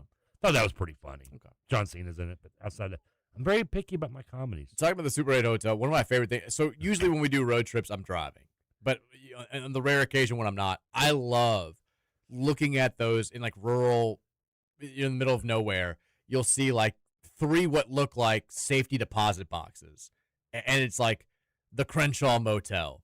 I love looking at reviews of those places because people, you have that thought of like, who the hell would ever stay there? And now in 2026, you can find people who not only have stayed there but who have posted pictures of there on the internet. I love like seeing the inside of these places and seeing people who are like, yeah, there was feces and bugs everywhere. It's disgusting. Yeah, it's great. I unfortunately have to stay at those places usually. So no, you don't. I'm glad you like to just like laugh at the less fortunate that we are. Yeah, if you're staying at some of these places, if you're staying in like the middle of like Bronsonville, Michigan, and you're going to like stay at this like roadside, highway side, 1-room place for $23, you can find a nicer place than that. The worst hotel I think I ever stayed at was in up near upstate New York when I went to Cooperstown. And I was staying in cheaper hotels, and I got a hotel room. And this place was in the middle of the woods. There was no lights around it. Like, they give me an actual, like, and this is like 2014, so it's somewhat advanced. They give me actual, like, physical key to open the door. Like, something I hadn't seen in 10 years. And probably some people have never seen it if they're young enough. And, like, I go in the room, and it's got, like, a tube TV on the dresser. I mean, this thing is, like, 1992, like, lost in time. And I just kind of looked around and thought, no, I'm no. I just walked out. I went to the room. The poor woman barely spoke English. I'm like, here's my key. She's like, everything okay? I'm like, yeah, I'm out. Peace. Like, she's like, no refund. I'm like, I don't care. Keep the $40. I'm done. I want to live. Producer Keith just texted me and said, we need you to get a button that just plays the get on with it bit from Monty Python when Trevor is rambling and ignores your more subtle hints. I think we should get that. Can I press it for you? No. Well, then I'm not. My name's on it. Chris Plummer says, I heard Mike's private jet landed, so I guess he's back from his weekend golf trip. Why don't you make yourself useful and fly down to the Bahamas to stream the game? Pat Kelsey clearly doesn't want anyone to see. I'm sorry I'm lashing out. I'm just aggravated that we don't get to see our damn basketball team play. This sucks ass. You're being mean to me. I'm on Chris the Plummer's side today, Richie. He's on my side. Texas, wasn't the women's team supposed to take a foreign trip this summer, too? Alaska's not foreign, dude. No. I mean, they're going to Alaska. I mean, maybe you're thinking of they were supposed to play UConn in Germany last year to start the season, and that got canceled. because of foreign relations at that point, and they played at home. But I don't think that they were ever set to take a summer trip this year. I don't think so. Someone can send me if I'm wrong. Texas, I'm going on a golf trip to Wisconsin Labor Day weekend this year. 3rd annual trip with these guys, and the 3rd consecutive year the trip is during the biggest football game of the year. That's why I can't do it in the fall. 24 Clemson, 25 Miami, and this year Ole Miss. If we win, I'll have no choice but to do this for years to come. I mean, look, solid track record. Those are our 2 last. I don't know why you guys booked the trip a month and a half earlier this year. But if you were there for 24 Clemson and you were there for 25 Miami and we beat Ole Miss this year, yeah, you've got no choice whatsoever to do this. My friends who do the annual golf trip, they always plan it for like the middle of September. I'm like, I can't do it. Once football starts, I'm out. And I'm like, I give you from April through August. You guys can figure this out. Did you say they're not real fans? Well, some of them aren't U of L fans. It's a lot of people that from Dayton and from other places. So it's not just U of L fans. But I'm saying that they're not big me fans as friends. John Gruden would be so upset. He should be. I was going to say Jay, but he went to Louisville. He could be upset too if he wants to. Yeah. But enjoy your golf trip. The old guys that we went with, they do this thing every year where it's like this will be the 49th year that the tournament has happened. It's like 36 guys playing a 3-day scramble. They call it the Pinewood Invitational. And now they've invited younger. I think only 5 of the original members are like still living. And one of them was this guy, Dave, who was 83 and was talking to me. And I love Dave. He was fantastic. But Dave's great. They were like trying to like put the pressure on the other young guys to do it this year. And I'm like, buddy, I can't. I can't swing multiple calls. I don't have the you guys availability or the dollars to make something like this happen. I once got a victory in a Pinewood Derby race. Did you really? Yeah. Pinewood Derby was a huge thing when we were growing up. I sucked at it for years, and finally, the only year I ever did well, my mom was dating this guy who wanted to impress me, and he was like really good in the workshop stuff. Did you cheat? Oh, God, I got him effort. I had him. A little WD-40 on the Yeah, he made the car. And I tell you, Mike, if I could take a picture of like the 4 or 5 cars that I had in this Derby, like the 4 I made, and you saw the one he made for me, I mean, it would be not hard to figure out which ones were mine. I mean, mine were looking like Helen Keller made it, and his was like black and gray, like it was Raiders look. It was slick, and it won 2 races. I didn't win any championships, but it was the only time I've ever won. That was my proud moment in Boy Scouts. I never did Boy Scouts, but I just remember the only thing that I ever heard about it from my friends that did was how big of a deal the Pinewood was. Oh yeah, it was huge. Yeah, it was awesome. I was so pumped. It's my Super Bowl. Like at the time, Louisville was down, the Eagles sucked. I was like, this was like the highlight of my 12-year-old 1992. That's how I felt about winning the Roger Berkman knockout championship this camp. Texter says, Mike, you were out when I asked this, but does the football team still have Chris Hughes? I haven't heard his name mentioned anywhere. Yeah, Chris Hughes is still on the team. He's not gotten a lot of talk this summer. I don't know if he's dealing with an injury, but he's on. I believe he's still receiver, right? Yeah, that's what I thought. Yeah, I mean, originally a walk-on from Kentucky, played a little bit more than he was expecting last year because of injuries and stuff. But yeah, he's still on the roster. Good. Texter says, did y'all see Angel Reese's outfit this weekend? She looked as beautiful as Dennis Rodman and was as graceful as a baby giraffe in her heels, much like how she looks on the court. I did not see her outfit. Great picture you're putting in my head there, though. But I saw she has her own Barbie. Okay. You gonna buy that? Yeah, because my wide collection of Barbies that I have. I did not see the Angel Reese outfit. I saw all the drama from WNBA. I mean, it's a Barbie. What makes players sleeping with teammates and all this stuff? And does it just have extra eyelashes on it? Oh, I'm seeing this. This is unnecessary. What the picture? She just. I mean, she doesn't look bad. She looks good. I mean, she's okay. I mean, I'm not. But I mean, it's also like the walk is not. She very clearly is struggling. I mean, sometimes don't the athletes or movie stars just wear like the most obscure dresses just to like stick out? I mean, for sure, no question about it. I mean, I think that's all this is. Yeah, it's just trying to get attention. Pre-game fashion has become a thing. I feel like in all major sports, besides baseball. But you don't have any players in the clubhouse in baseball like strutting in and assless chaps trying to make a national impression. But basketball and football, we got those big tunnels.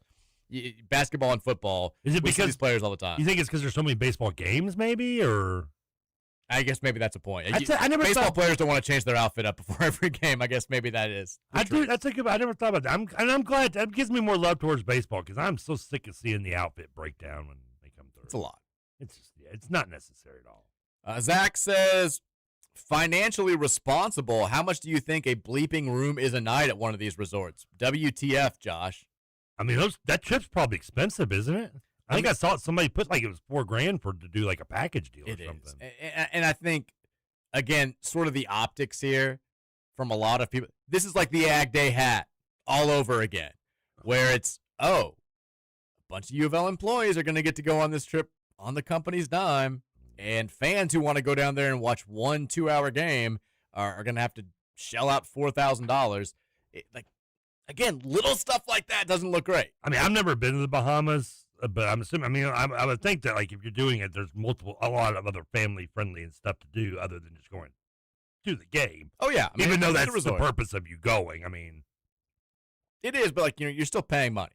Yeah. It's a costly trip. And I think the issue is other people are not paying money. Do you need a passport to go to the game as well? Yes. You have to have a passport to go to the game. That's just another hassle, yeah. Texas, I was so pissed about that Iowa game, or I think you mean BYU. I remember Nate Daniels was on that team and was supposed to be the best shooter ever. I was like 15. It was a bad game. Was that Nate Daniels? Was he on the 07 team? I think he was a little bit early. I think that the texter is correctly remembering the Iowa game we lost in the first round of the Maui Invitational, which was a few years earlier. Okay, I was saying Nate Daniels. I get my years mixed up, but I was thinking he was earlier in 07. Do you remember where he transferred? No, I didn't even remember he transferred. Fresno State, baby. Is that where it did? Fresno State. Yeah, Nate Daniels, I think, was 03, 04. So he was on that third Patino team that was off to such a good start. And because I think, I'm not looking this up, I think we lost that game to Iowa in the first round of Maui.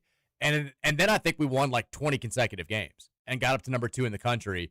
And then Patino had the health issue. And we sucked down the stretch, limped into the tournament as a 10 seed. Should have beaten Xavier in the first round, but lost. I'm almost positive that would have been now. We lost to Iowa the first game of the season. Now you're talking about that would have been the year before Patino's third year, 04, 03, 04. We lost to Iowa very first game of the season, 70-69 in overtime, and then won 16 straight games.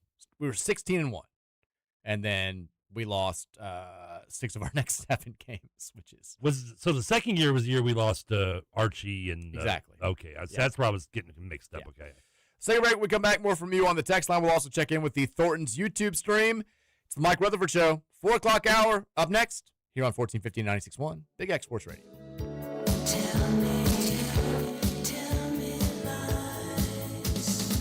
Tell me lies, tell me sweet little lies.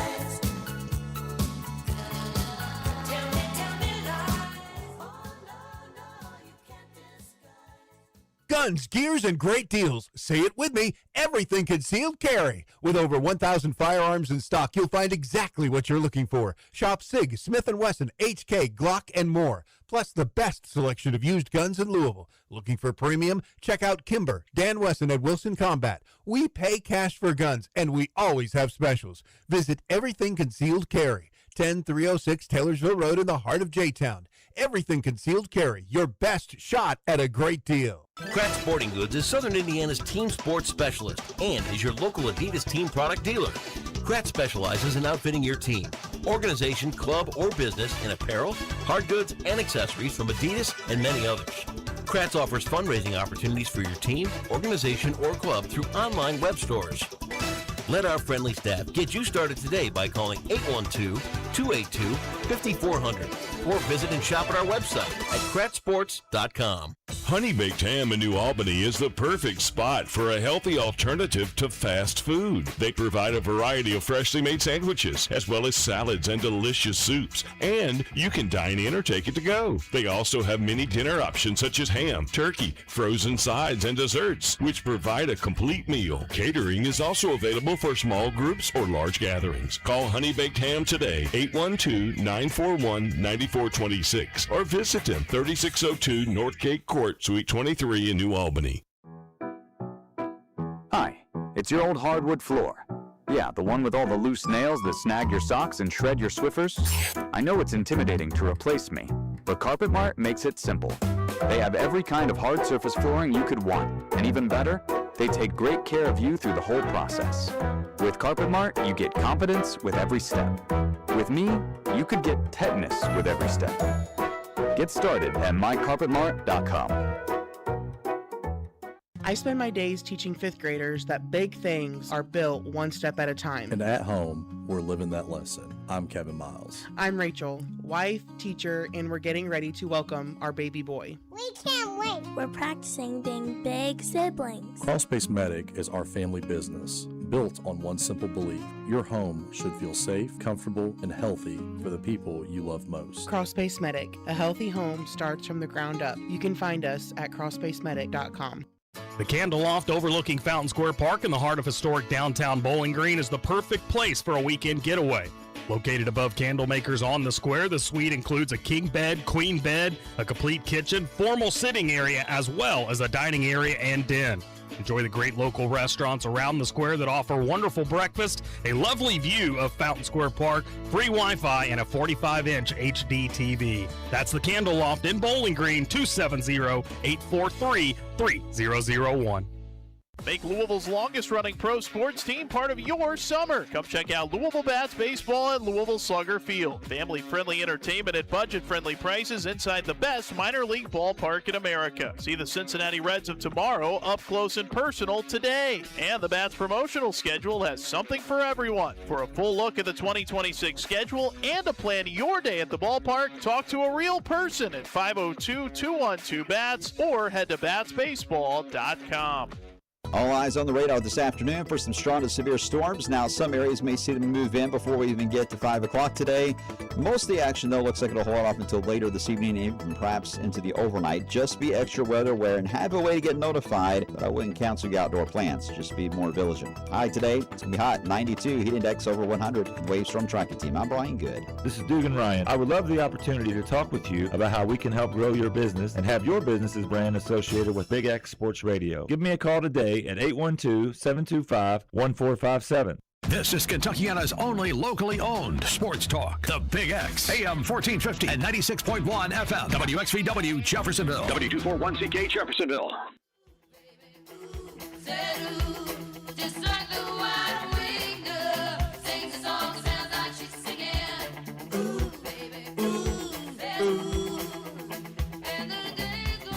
O'clock hour here, Monday edition of Mike Rutherford Show, 1450 96.1 Big X Sports Radio. Trevor Kelsey's in the house today. If you've been hurt in an accident or on the job, I know it can be a distressing time, but there's one place in town here that can make that time easier for you, and it's the Collier Law Firm. Tony Collier and the crew, deeply rooted in Louisville, lifelong Cards fans, season ticket holders, and all have experience working for the insurance companies. That means they've got the other side's playbook, and they know how to use it. Give the Collier Law Firm a call today at 502-736-8141, or you can go online to CollierLawFirm.com, COLYERLawFirm.com to find out more information. Hurt in an accident or hurt on the job, Collier Law Firm. There was an interesting story this afternoon on ESPN.com from our guy Bill Connolly, who I initially did not understand the theme of the post, which made me very confused when I saw which Louisville game was included. But he has a post today titled 100 Games That Help Explain College Football in 2026. And I thought initially this was going to be like 100 best games, the 100 most important games.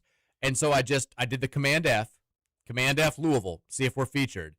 And number 41 is December 2nd, 2023. Number 4, Florida State 16, number 15, Louisville 6. And I was like, wait, what the hell? I was like, that was the most boring game of all time. But Bill says, in 2023, the last year before the CFP expanded from 4 to 12 teams, a move delayed in part by the ACC's own resistance to the idea, an unbeaten Power Conference champion was denied a shot at the title. It was an all-time moment of shame for the CFP and its selection committee. With quarterback Jordan Travis out for the season with injury, FSU won the ACC championship game with incredible defense, but the Seminoles' iffy-looking offense scared the committee, which put a one-loss Alabama in their place. Here's how I'm spinning this, Trev. If our defense didn't play so damn well, we may not have had an expanded college football playoff. Louisville football's defense made the college football playoff happen. That's the way that I'm choosing to view this. So you're welcome. You're welcome. So I enjoy the playoff. I've enjoyed it. Yeah, we made it happen. It's us. If you like the 12-team playoff format and having other teams with a realistic shot to win a national title that aren't the SEC or Big Ten champions, you're welcome. I can't. We did that. I'm trying to think.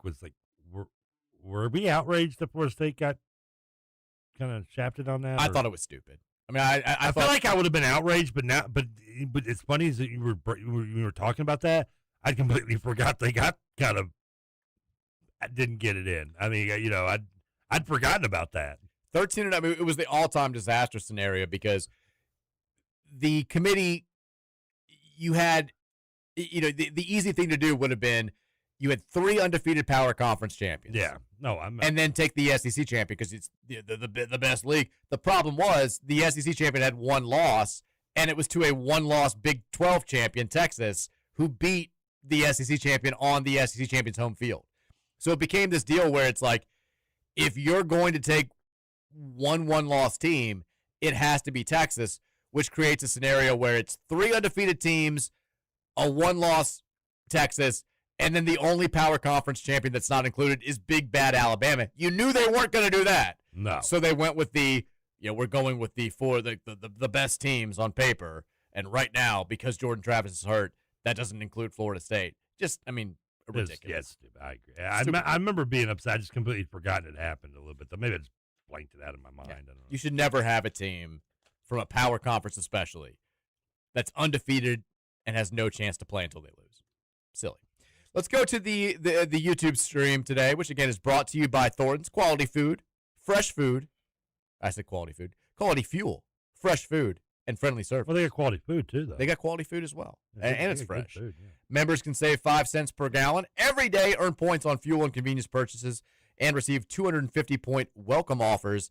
Download the Thornton's app today. It's Earnify. Just search Earnify. It's a real word. Oh, I know.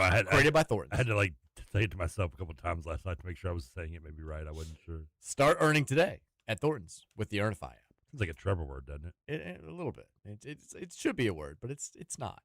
But it is. First text today, B Guy says, Doug isn't wrong. I don't know about what part. Me being bald sexy or about our football team and basketball teams not doing bleep. Bills fans, 35-18. How'd you like those new jerseys today, by the way? Did you see the new Bills jerseys? Oh, they're new. Did you tweet it? I think yes. Did you tweet that out? I did because they look like Kansas jerseys. I was like rock chalk doll snob. Oh, those are Bill. I thought those are Bills jerseys. No, you thought it was just like a legitimate Kansas jersey. Yeah. What is that? What's on the helmet? I don't know. Awful uniforms. Awful uniforms. Oh, the helmet this is like something generic you create on Madden for like a made up city team. You're not wrong. Like that is they're going to get this new, giant stadium, and this is the way yeah. And I'm just... Anyway, Bills fan 35-18 says, everything with this basketball program is never normal. There's always something weird or off. I don't know about, If we died, God forbid, and we went to heaven, God willing, and they tell you, everything that happened in your life. Would you be that shocked if God told you, just so you know, there was a deal made with so-and-so in 2013 that you could win a national title, but then for the rest of eternity, you had to have the weirdest stuff happen to your program forever? Every time it feels like we start to get normal again, it's like, this 5-star player's got a weird dad and a weird back thing going on. I don't know about that. Or it's like this assistant coach is calling the FBI. There's always just something super crazy weird that has been getting in the way for the last 13 years. It's wild. Would you be mad at the person that made that deal? I know we got a little bit, yeah. For attorneys, if you'd have been a national title, but you get 15 years of weirdness. I got a lot of years to live. Yeah, attorneys. Hopefully. Attorneys a long time there, buddy. Yeah, good for you. If you were dying in 2013, you made that deal. It's kind of selfish. Prusa Key says, I love that the Hoops team and members of the athletic department can take a summer vacation to the Bahamas while fans get badgered to give the school money every 2 or 3 days. He's not alone in this opinion. Bills fan 35-18 says, I agree, Keith. It's a joke. A2 Atlantic says, Trevor, what will the reaction be if LeBron wore Cowboys gear at an Eagles game? Oh, Is LeBron a Cowboys fan? If they're winning, probably. I mean, knowing LeBron, I'm surprised. That would be. I mean, he is well documented and vocal fan of the Dallas Cowboys. It would not be pretty. And now, if he wins, and at this point, he wouldn't have won a title for the Sixers, so he might want to. He might want to make sure he's bringing home the Larry O'Brien trophy before he starts wearing a Tony Romo jersey too. I think he could win back-to-back NBA titles and still get booed if he wore a Cowboys jersey to an Eagles game. There would be some that would let him would not throw stuff at him. Like that's me saying he's letting it slide. Is not pegging him with like full beers. Like it's just condemning him quietly, somewhat quietly to yourself. But he's gonna get yelled at. Speaking of Tony Romo, yeah, I saw that picture. Tough weekend. That's a great picture though, right? So he played in the here, rule number one told me. Tony, take it from me. You don't smile in the mugshot, dude. The face was looking never red. Smile in a mug. It does not. It's not a good look, man. Looking super red. So he was playing in the Texas Amateur golf tournament, right? Yeah, something. Yeah. Wisconsin Amateur golf tournament. Yeah. And he played not well. He was 35 over par. Wonder why. And then he got arrested the night of the final round. I saw someone tweet shooting 35 over par and then hopping behind the wheel after a few drinks. I had to double check that this wasn't someone I knew personally. It's like, we've all had friends that have been there. Back to YouTube. A2 Links also says, did you see, we actually just talked about this, the Bill Connolly list of 100 games that explain college football? Yes, we saw it. Big Train 502 says, with how much debt you had to go in to sign this year's roster in both football and basketball, paired with paying countless amounts of buyouts, you just don't have the money to do extra stuff. Well, going to the Bahamas is extra stuff. I was gonna say they're yeah. You think this trip is free for the school? Yeah. Star Wars says any new non-conference schedule news, such as where will the neutral court game against Baylor will be, or anything else? No, like we're being given nothing at this point outside of weird videos and like news that some U of L employees won regional Emmys last night or 2 nights ago. So jealous.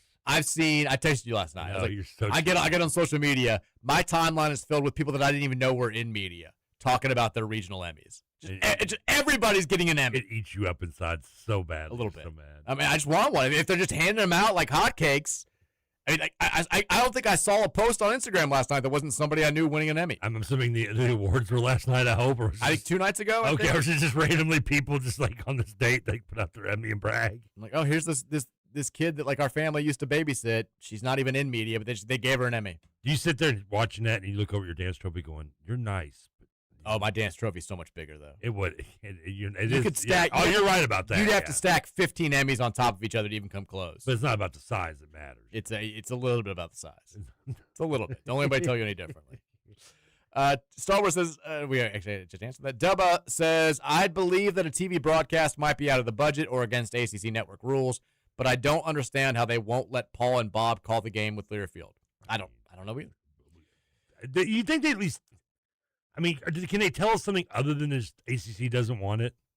I mean, can they give us not like an exact, have they not? If they just said that, I'd be like, okay, at least that's a reason. Just let us know. Yeah, we need to know who to be pissed at. We need to know tag. We need to know who we need to tag on Twitter. We don't have to know everything. We got to know something. Like, that's what it comes down to. Patino wanted to give us every piece of every news possible. We don't have to have that. You got to give us something. Oh, it was nice, though. It was great. It was incredible. You say, we don't have to have it, but I want it. Do you realize how much easier summer radio was back then? Yeah. There's never a day where you didn't have something to talk about. It's like it'd be a quiet day, and you're like, oh, Rick Pitino just said shoe companies are the root of all evil. Oh, here we go. He'd post a blog post and like, done for the day, no more prep. Yeah. I'm good. I can literally just do a Twitter autopsy on this. Rick Pitino just said Deng Adele's going to be the best NBA player he's ever coached. Bam, 3 hours. Done. Thank you. Completely wrong. Didn't matter. Thank you. Midwest Reaction says, my spoiler alert for the Bahamas game, Flory's going to have some dunks and blocks. The team as a whole is going to look super athletic. Jackson Shelstead looks like prime Peyton Siva. We win by 40. It means nothing. I want to, if that's the case, I want to watch that now. It means everything. I mean, that sounds so cool, and you're telling me I'm not going to be able to see it? I mean, I can tell you the first possession of our first game of the Bahamas 2 years ago, still to this day.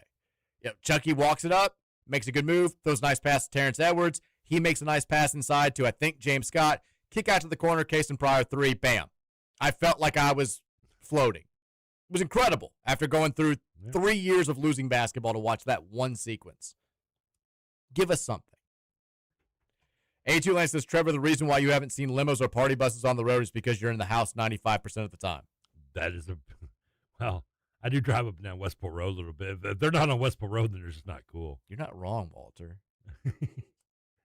Is it uncool that I'm not impressed with this Kerry Wood pitch, seeing that I keep seeing everywhere on Twitter? I thought it was ridiculously cool. Okay, but He throws the ball behind his back. I can't really get what he's doing. He goes into a windup as he turns his ass to the plate to make the pitch. He throws the ball behind his back for a perfect ephus pitch. And then catches it up at the peak of it and then didn't really. No, he throws it for a strike. Throws the ball behind his back from the mound nonchalantly, and it lands perfectly for a strike. Maybe I guess it's even in some. I don't know what you're watching. I don't know. That's what it's so magical. This is like watching like Siegfried and Freud. Siegfried and Freud. Siegfried and Freud. Yeah, a lot more sex talk in the act. Hey, for the record, they're all three German. Okay. But also the guy could have swung at it. Like that was kind of a lame duck pitch. Like I think he just did swing at it. How are you not impressed that first try, right down the middle, incredible? I don't know. You're not easily impressed. I am not when it comes to the banana. Texas has anybody asked what Paul Rogers' thoughts are on this situation? I'm sure he'd love a trip to the Bahamas to broadcast this on the radio. I have not spoken to Paul about it. He might be happy just getting the weekend off. I don't think so. I can guess how Paul feels.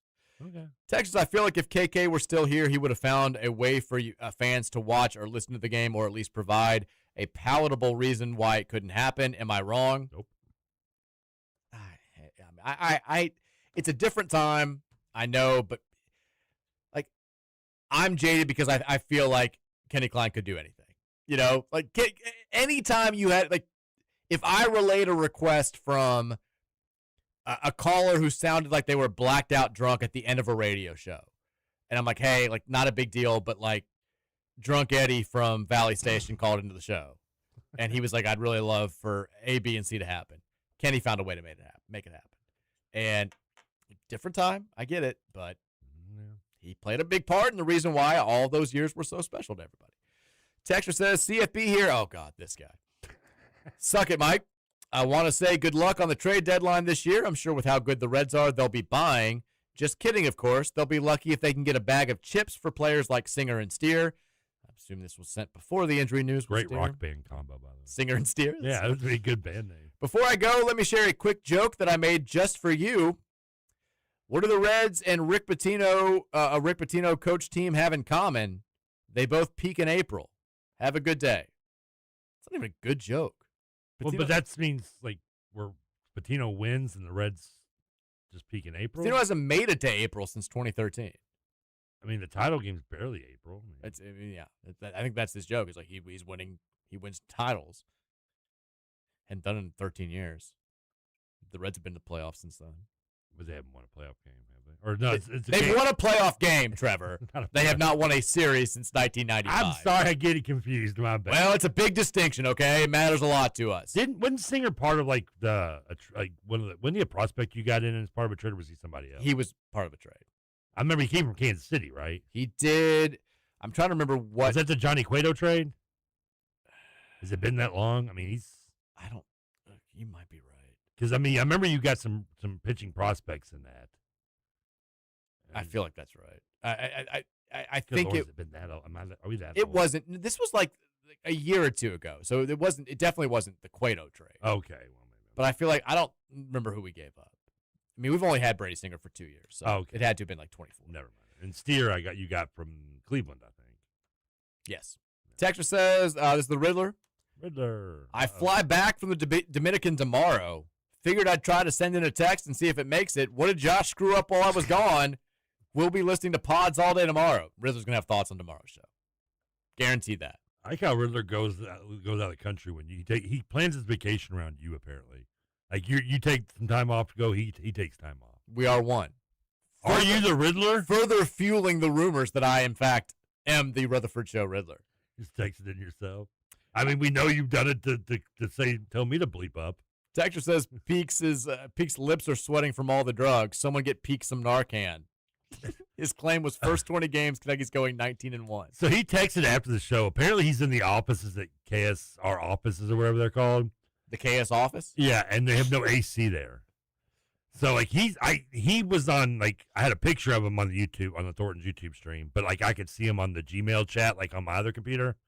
Like this dude, I'm telling you, he looked like he just got out of the pool.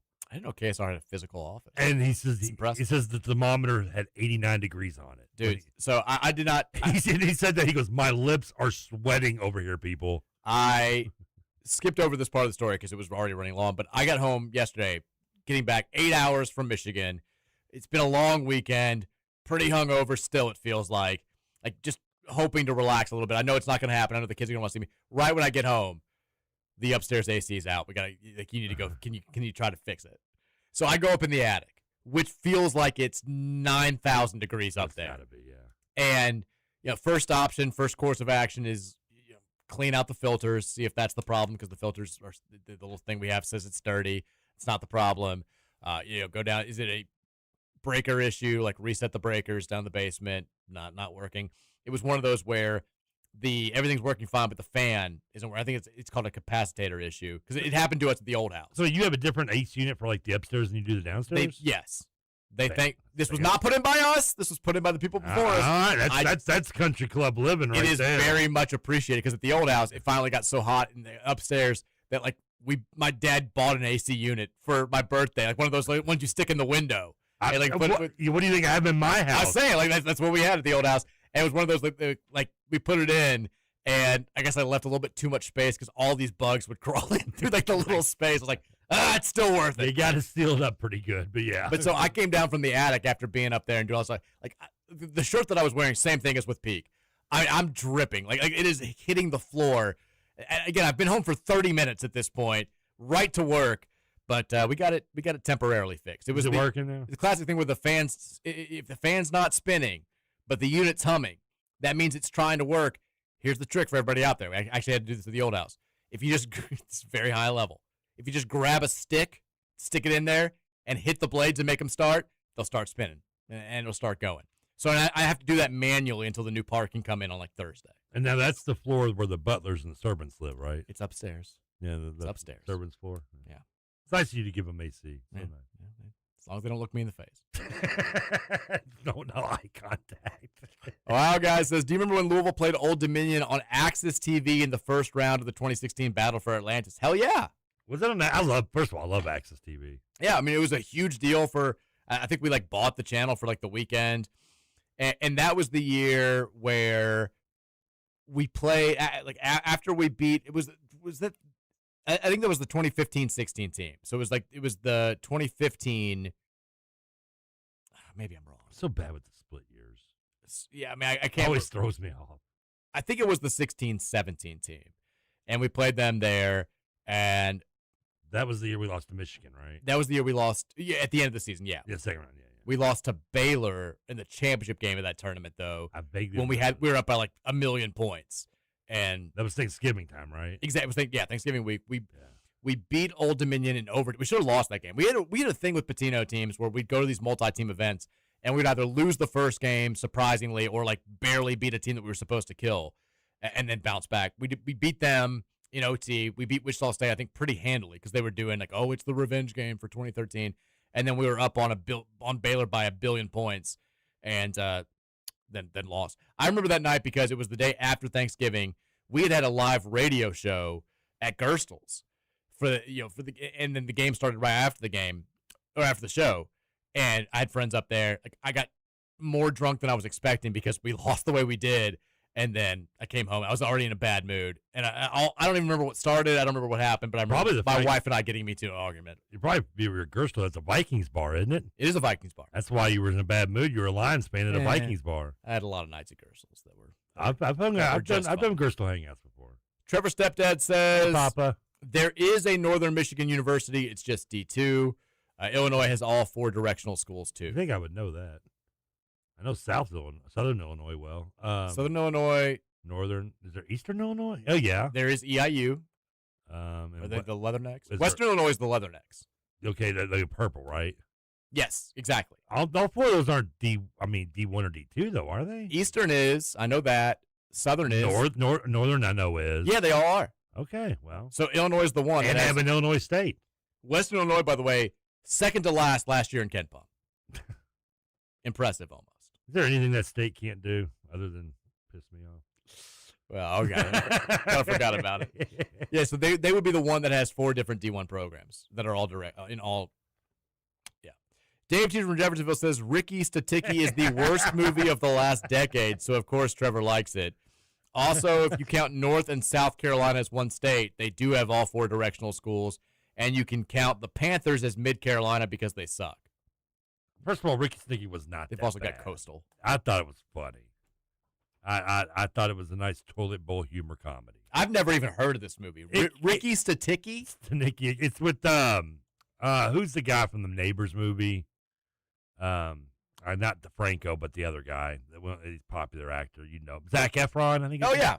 I love Neighbors. Okay, I thought I did not. I thought that was dumb. But anyway, it's not on Ricky Staniki's level. Well, and it's got John Cena. It's got Peter Farrelly wrote this. Yeah, it's like 4 friends do something like they accidentally start a fire when they're kids, and they just write a fake name in a T-shirt so they can pass the blame off. And then throughout their life, they use this made up person to have excuses to go like do the concerts and sporting events and not get in trouble with their wives. Oh. But then something happens where they have to actually show a Ricky Statiki, and they hire a alcoholic actor played by John Cena to do it. I think, listen, maybe not your cup of tea, that's fine, but I think it's a funny movie. I don't know how much you might like it because, like I said, it does steer heavily into the sophomoric humor, which maybe not be your cup of tea. Do you like it more or less than Shallow Hal? Ooh. The fact that you're even considering it. Actually, a little more because John Cena. Never watching it. John Cena does a scene where he's basically a Vegas performer, and he does nothing but like perverted versions of popular songs. I'm good with that. Which I think you would like that scene. I would like that. That part you would like. You'd like John Cena character. The rest of it could be, All right. Maybe we'll see. It's on Prime, I think. It was never in theaters. It just went straight to Prime. Always a good sign. We'll go to break. When we come back, it's hour number 3. Are you on the wrap it up sign? The Monday. Does it say wrap it up on there? The Mike Rutherford show. We're back after this. Hour number 3 is next. Here on 1450 96.1 Big X Sports Radio.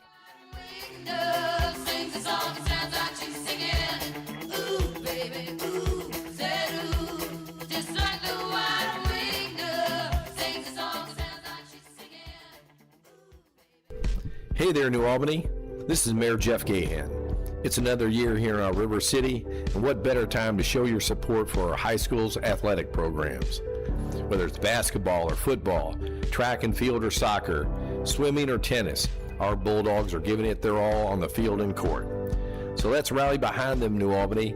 Come out to the games, cheer them on, and let's make some noise. Let's show everyone what it means to be a part of the best city in Southern Indiana. Go Bulldogs. Guns, Gears, Deal. It's everything concealed carry. With over 1,000 firearms in stock, we've got what you're looking for. Fast. SIG, Smith & Wesson, HK, Glock, plus the best selection of used guns in Louisville. Looking for premium? Kimber, Dan Wesson, Wilson Combat. Selling? We've got selling. We pay cash for guns, and we always have specials. Don't wait. Get in today. Everything concealed carry. 10306 Taylorsville Road in the heart of J-Town. Everything concealed carry. Serious selection, serious value. If you've been hurt in a car accident or hurt on the job, there's only one law firm to call. Call my friend Tony at the Collier Law Firm at 502-736-8141. Tony will get you paid. This guy used to work for the insurance company, so he knows the other team's playbook. Tony's a diehard Cardinal fan. His family's from Portland and Shively, and he grew up in Fern Creek. With that combination, you know this man can fight and win. In an accident or hurt on the job, call Collier Law Firm. That's C-O-L-Y-E-R Law Firm. Call today. Introducing the 1909 Society, the new giving society of Louisville Athletics. Become a member and unlock exclusive access, premium experiences, and insider benefits while supporting student athletes. Visit gocards.com/1909 Society to learn more. Through the 1909 Society, donor generosity ensures Louisville Athletics is positioned not just to adapt, but to thrive in the rapidly changing college athletics landscape. Join today and be part of the legacy. Visit gocards.com/1909 Society to learn more. Options. When it comes to insurance, that's exactly what you deserve. I'm Chad Hennessy with InsureMax, and I've been proudly serving the Louisville area for over 25 years. As an independent agent, we work with Auto Owners Insurance to find coverage that fits you, not the other way around. InsureMax delivers strength, service, and peace of mind through partners like Auto Owners Insurance. More choices, more options. Call me, Chad Hennessy, at 502-479-4085. Hello, I'm Todd Metter, President and founder of TCAM Financial Services here in Louisville. Listen to my live local call-in show Wednesdays from 6 to 7 p.m. on 970. The Nickel on a Plan Finance Show is real talk about all things money, done with a musical twist. Tune in and join in as we talk markets, investment strategies, and more. To schedule a free consultation, go to tkmfsllc.com or call 450-PLAN, that's 450-7526. TCAM Financial Services, comprehensive in approach, client first in nature. Defining a new era in men's health, Gameday Men's Health delivers real results. No shortcuts. From testosterone replacement, weight loss, to peptides, vitamins, and sexual performance therapy, they will have you covered. From their in-house lab that gives you answers in just 15 minutes in our clinic that is designed for men who value speed, privacy, and most importantly, results. Visit GamedayMensHealth.com. Real men, real science, real change. Visit GamedayMensHealth.com. I'm Kathy Binkaman. Over the holiday, there was an attempted fraud attack. My personal banker, Mary Rose, and I networked together, and the first thing that I thought of was I have to text her. And it was just within the next few minutes, there was an entire team that came together collectively. And that's just not the type of service that you typically get from your bank. That's Kathy's story. Now let's get to work on yours. Republic Bank. Time to thrive. Member FDIC.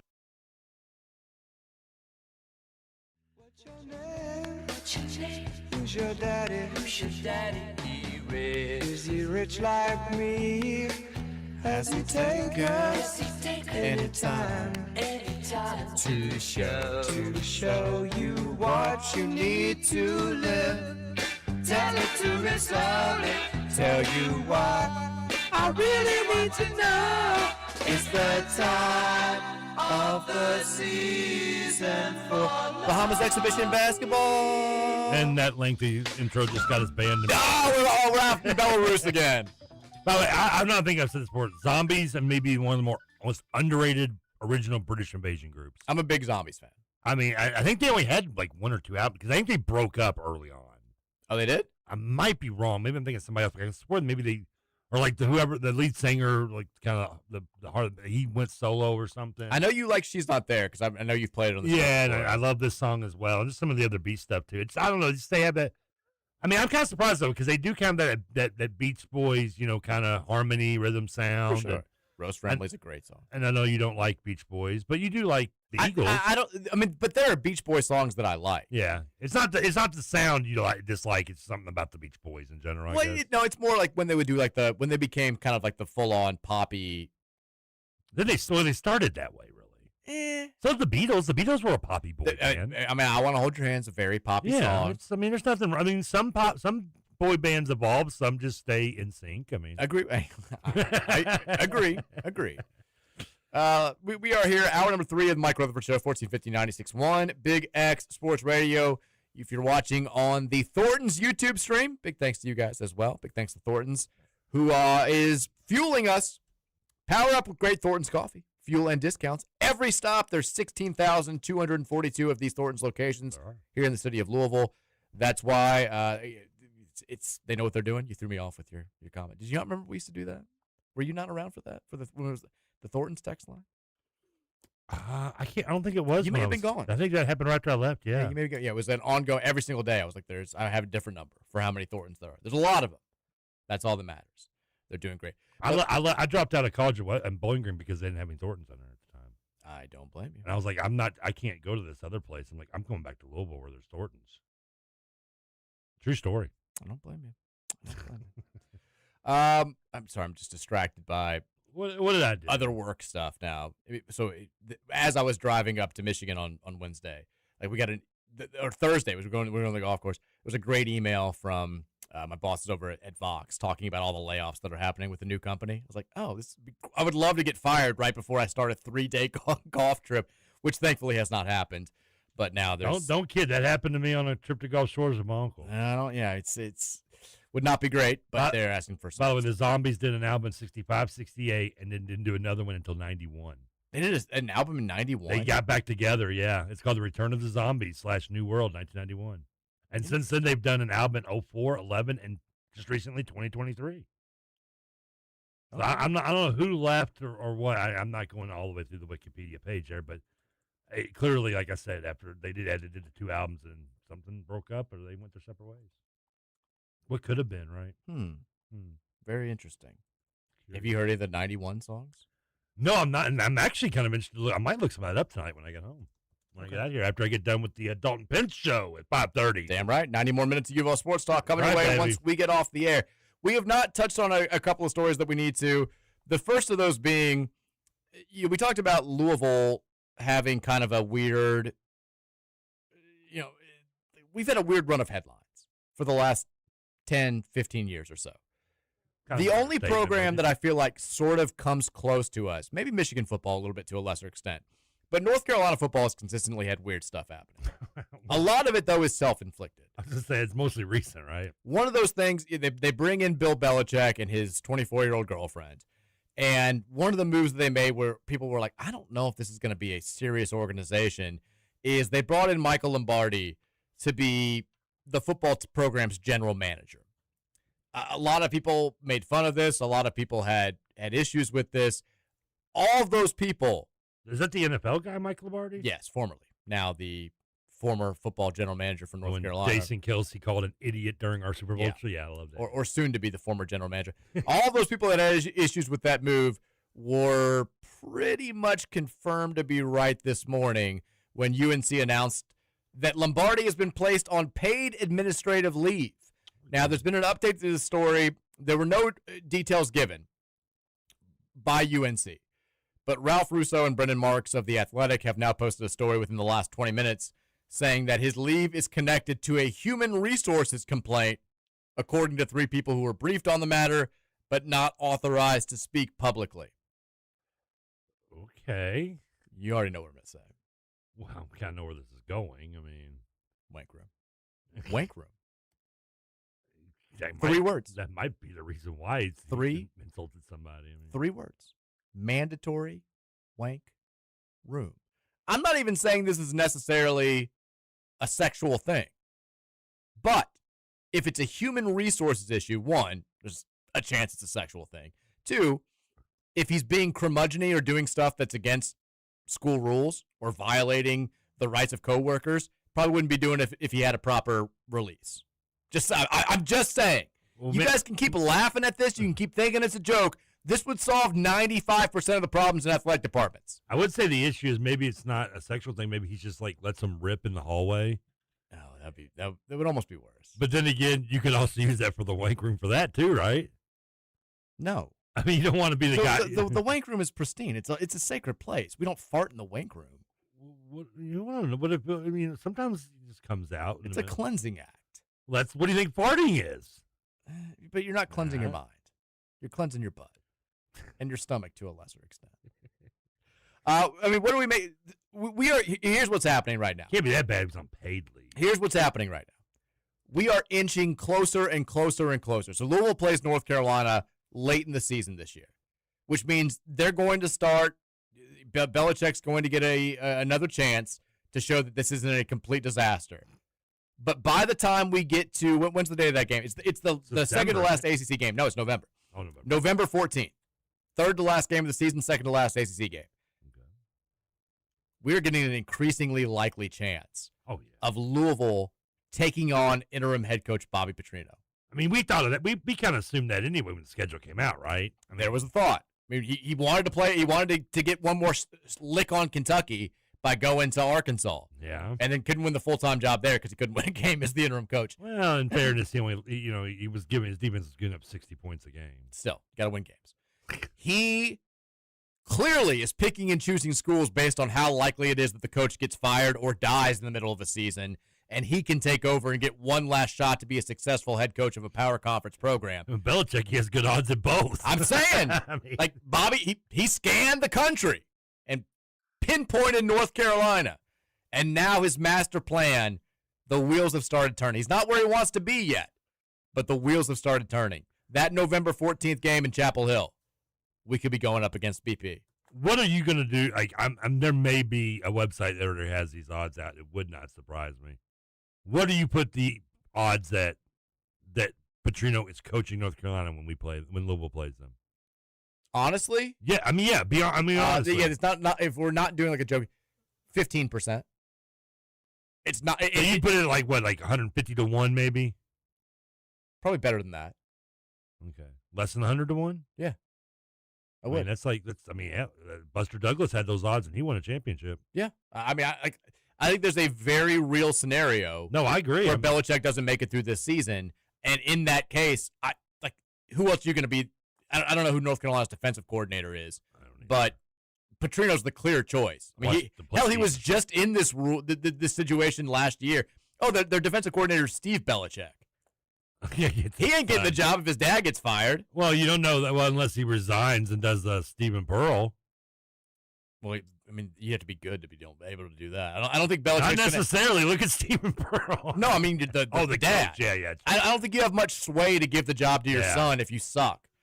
And if Belichick's being fired for cause, I don't think he's going to have the cachet to be like, okay, I'll let you fire me. How awkward would that conversation be? But only if you like? hire my son to be the interim head coach. You imagine if he fired and he's like, all right, Steve, come on. He's like, Dad, actually, that's what I'm saying. It's not going to happen. What if he stays, though? What if they give the job to his kid just to be spiteful? He might keep on staff. But, I mean, that happened when we fired somebody. And we ended up keeping. Well, it was. I think when Bobby got fired, like Nick Petrino was on staff, and I think he stayed for the remainder of the season. And we had when Tom Jurich got fired, Mark Jurich stayed on U of L staff for the remainder of that athletic season. I think maybe even another year. So it's happened before. And we've got Petrino's those people. But we've got Petrino's little brother. That's right. We got Paul. Yeah, it is a little right. I think. I don't know. Doesn't matter. Really they're an age where. Doesn't matter. I want to say he's actually Once old. you get past 40, it doesn't matter if you're older or younger. You're just old. But very real chance that we get Bobby Petrino in November. A couple of the stories to get to. So I don't know how big of a deal this is in your world. You're still a big Madden guy, right? Not as much. I didn't really play much. But you still play. Sometimes, yeah. So Madden announced they call it the 99 Club, the players that have the highest possible rating in the game of 99. There are 6 players this year that are 99s in the Madden game. Would you like to guess who they are? One prize, Myles Garrett. Myles Garrett is a 99, correct. I'm trying to think of one of these really surprised me. No, is there a quarterback in there? I don't think there are 2 quarterbacks in there. Josh Allen. Josh Allen is a 99. I'm assuming Mahomes in? No. No? Okay. Not Josh. No, Josh Allen's 1. Mahomes. I know it won't be. No, it's not Lamar. It's not Lamar. Although I think he was a few years ago. He could have been, yeah. Who's the other quarterback? Matt Stafford is a 99. How much they just love Stafford or something. I brain fart on him all the time, constantly. I mean, again, he's like the same age as me. So that's 3 out of how many you said? 9? That's 2 out of 6. 2 out of 6. Well, no, I had no. You gave me 2 quarterbacks, and I had. Oh, you got Myles Garrett. That's right. Yeah, who doesn't listen? 3 out of 6. Numbers mean things, Mike. Like your bank account's bigger than mine. So 3 out of 6. Offense or defense? Just give me all 3 are offense. All 3 are offense. Jamar Chase. Jamar Chase is correct. One is Jefferson one? No, he probably should be. I kind of agree. I mean, the guy's got J.J. McCarthy throwing him the ball, for God's sakes. Who's this? The L.A. Chargers receiver? I'm forgetting. No. I'm not a Rams receiver. No. Who's the other 2? Then just tell me. Jackson Smith and Jigba from the Seahawks. That's way overrated. And then Trey McBride, tight end from the Arizona Cardinals. Well, that one's too overrated because he choked and cost me a fantasy title. I mean, I don't have a big issue besides Stafford. Honestly. No, Jackson's not a 99. That's way overrated. He's a good receiver. But you're telling me he's in the same boat as Chase and ahead of Jefferson? No, I'm sorry. That's not true. No. Sorry, Seattle. I'm okay with it. I'm not. Trey McBride is the other one that I would have a little bit of an issue with, but. Well, he's the best tight end in football, probably, right? Agreed, but that doesn't automatically. Other than the week he stats. choked for me, he was pretty. The last 2 seasons, he's been pretty statistically I mean, a lot of it's that dump-off passing, though, that kind of inflates the numbers. But it does, but still, it's part of an offense. I know. Yeah. I'm good with it. Other story I wanted to talk about really quickly. I think your uncle's actually been tweeting about this today.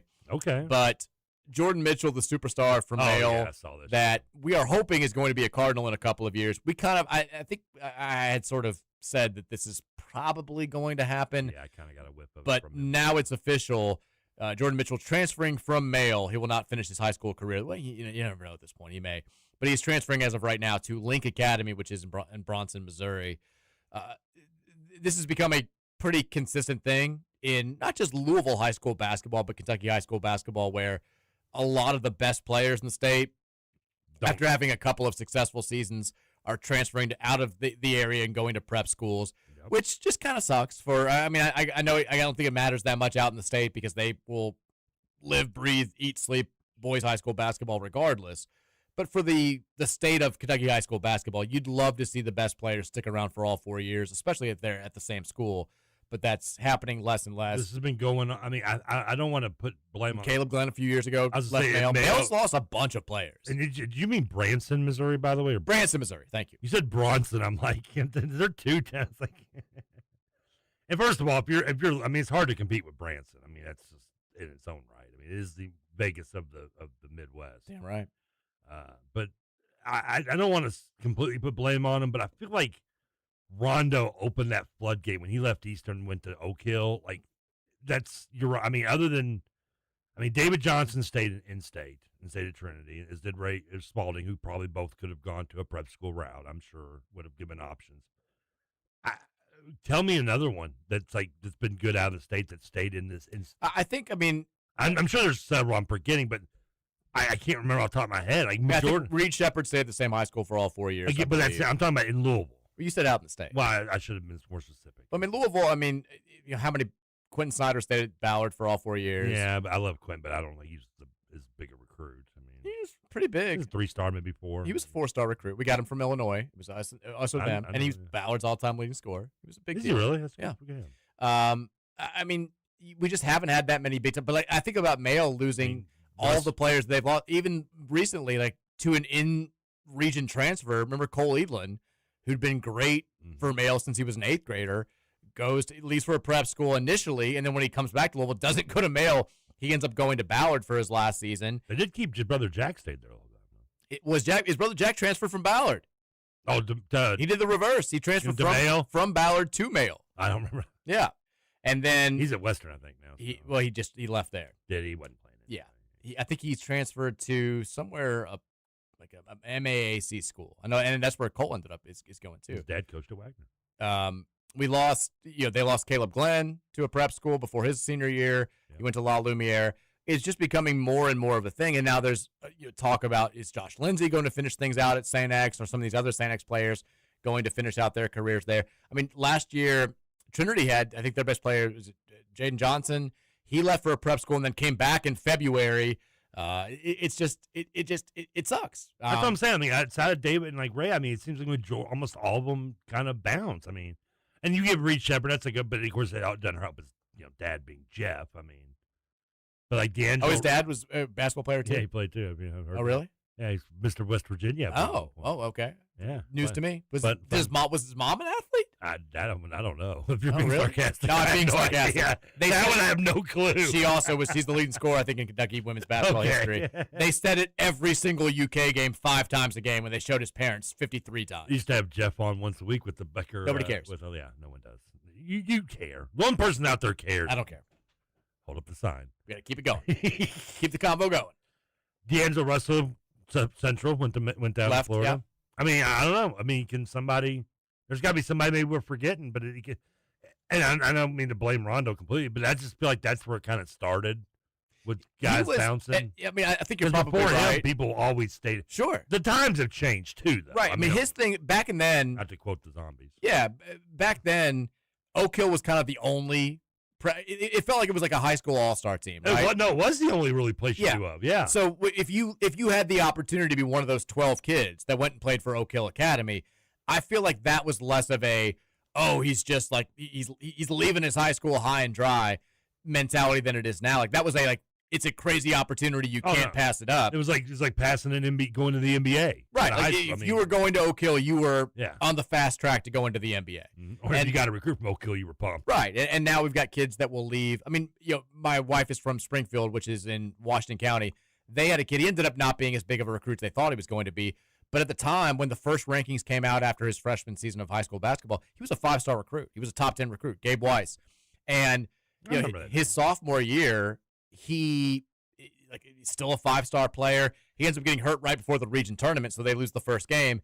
And then he transfers to La Lumiere for his last, or Montverde for his last 2 seasons of high school basketball. He's going to be a freshman at Western this year. But, you don't get those opportunities at a lot of these schools to have this level of talent. And when you get a player like that, once in a blue moon, you'd love to get 4 seasons out of him, and it just kind of sucks. I mean, Branson has a school now. I mean, well, we had a prep. Remember, we had that Aspire Academy. They never played though, right? For like 2 years. Well, but they never actually played a game, did they? No, that's where Bassey went, right? Exactly right. I don't think they ever actually existed. It was like that high school that did the ESPN game. It doesn't exist. That's the Saint. What was that? What was the school called? Yeah, I don't think you get Bassey. So we had a prep school that didn't even have a team. What was that fake high school called now? I can't remember. Now it's going to drive me crazy. It sucks when that happens, doesn't it? Bishop Sycamore. There's great special on that. But Jordan Mitchell leaving the area. I mean, best of luck to him. I hope he plays for the Cards. I want him to be a Louisville player. You think this affects his recruitment to Louisville? No, not at all. Okay. Not at all. A couple of things real quick. The SEC preseason media poll was released over the weekend. Out of 16 teams, Kentucky was picked to finish 14th, but, Trevor, they received 1 first-place vote. Yeah, I can confirm it was not Roush. Was it Peak? No, it wasn't Peak either. Might have been Luckett, though. I've not got a confirmation from Adam. Yeah, we'll find out. I did. That's the first thing when I heard that. I texted Nick and was like, was this you? But, he's like, I swear. No. He's like, hey, I picked this to beat Alabama. I'm not that crazy. Yeah, I mean, yeah, they got 1 first-place vote. But they somehow still were picked 14th out of 16 teams. Speaking of voting, I do want to give proper congratulations. Our guy, Matt McGavick, announced today his new gig. This has kind of been, I think, a lot of people have known that he was headed here for the last few weeks. But he's going to WHAS for a new gig after leaving Louisville Report behind. But the bigger news to me, which I did not know this, is that he's going to be a voter in this year's Associated Press Top 25 Football Poll. Uh-oh. Which means, of course, every time I have an issue, Louisville-related or not, I will be blaming McGavick. I like that. I like to blame Matt for that. Oh yeah, I mean, if Ole Miss loses a game by 45 points but only drops 2 spots in the poll, Don McGavick. Matt McGavick's fault. I'm gonna get him on the phone every single Monday and just be like, "What the hell is the deal with this? Why aren't we getting first place votes?" The Monday stress release with Matt. What good are you even if you're not just going to shamelessly shell out for Louisville?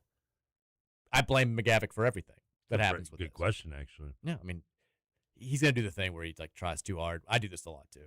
Where he tries too hard to be objective and just instead ends up penalizing Louisville. That'll last like a couple months, maybe 2, maybe a few weeks, and you're just like, you know what, screw this. Just where's Louisville at? Yeah, it's agreed, totally agreed. A couple other things, real quick. Did you see the? You've been gone for a while. There's been a lot of headlines, actually. I know. I mean, there's some stuff that we like. It's just not even worth talking about at this point. But if it's political, you got to wait another 20 minutes. Well, yeah, exactly. Well, I'm sure we'll get there at 5:20. Yeah. But Pro Football Focus came out with their ranking of the 50 best college football players for 2026. They've got Kleb Lubin at number 17. Okay. Which is crazy high, and I love it. But maybe the bigger thing for Louisville fans is that they don't have Isaac Brown in the top 50.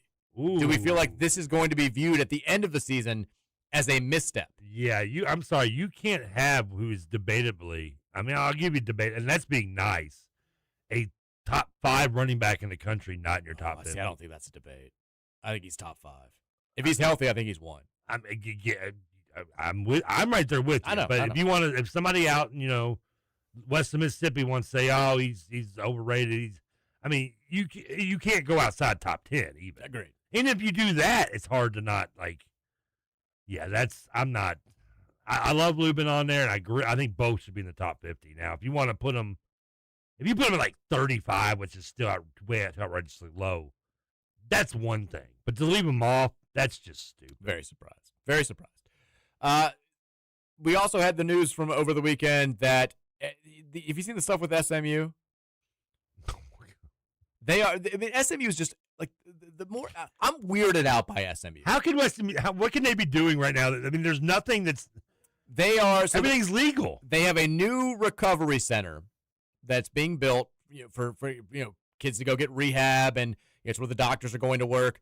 The facility is going to be named the Kevin Jennings Recovery Center, which has made Jennings, who you're right, you heard that correctly, their current starting quarterback.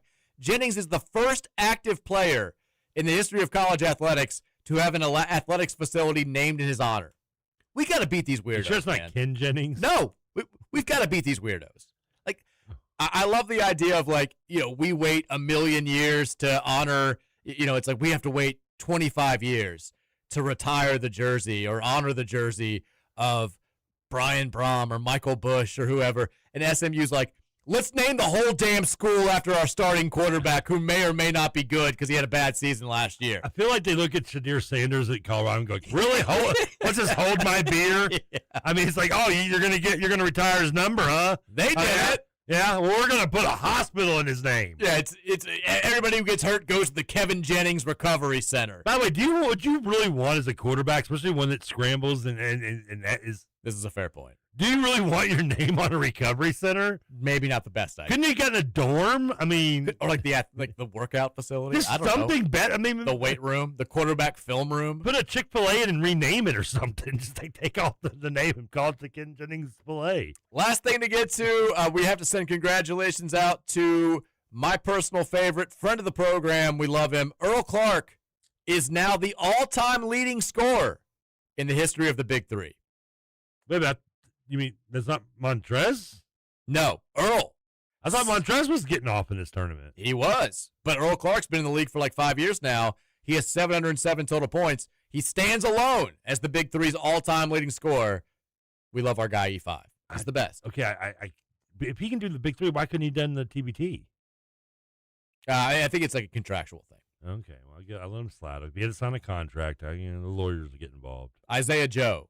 Remember Isaiah Joe? He got it plays for the Thunder? Well, he doesn't play for the Thunder because he's the second all-time leading scorer in the Big Three. That's the record. 7-time NBA All-Star, though. Not Isaiah Joe. Isaiah Joe. I think Joe Johnson. Okay, there's a big remember his big difference between the two. His Instagram handle is like ISO Joe. I feel like I'm rubbing off on you with a this little name. bit. You're calling Branson Bronson. It's because I can't focus when I'm talking and you're talking. You're calling Isaiah Joe, who I'm pretty sure plays for the Bulls. And Joe Johnson, ISO Joe. Yeah. Case in point, he passed up Joe Johnson as the all-time leading scorer in the Big Three. Joe Johnson was one of my favorite players when he was with the Hawks and into his Suns. I used to just go. I would go to my grave like arguing he was the most underrated player. Probably got enough credit, but I can see that. He was very, I thought, underrated at his peak. Isaiah Joe is a current Piston. Oh, he's a Piston. Okay, he was with the Thunder. You are correct. Yeah, this will be his first season. But they both played at Arkansas, right? They did. You're correct. Yeah. Okay. So there, you at least had a connection there. Yeah, unintentionally. That's okay. We're good. Let's take a break. Another Rick Pitino blunder with rookie trade. And when we come back, last segment of the day, we'll get back to the text line. We'll check in with the YouTube chat as well. It's the Mike Rutherford Show. Back after the break here on 1450 and 96.1 Big X Sports Radio. What's your name? Who's your daddy? Is he rich like me? Has he take us anytime?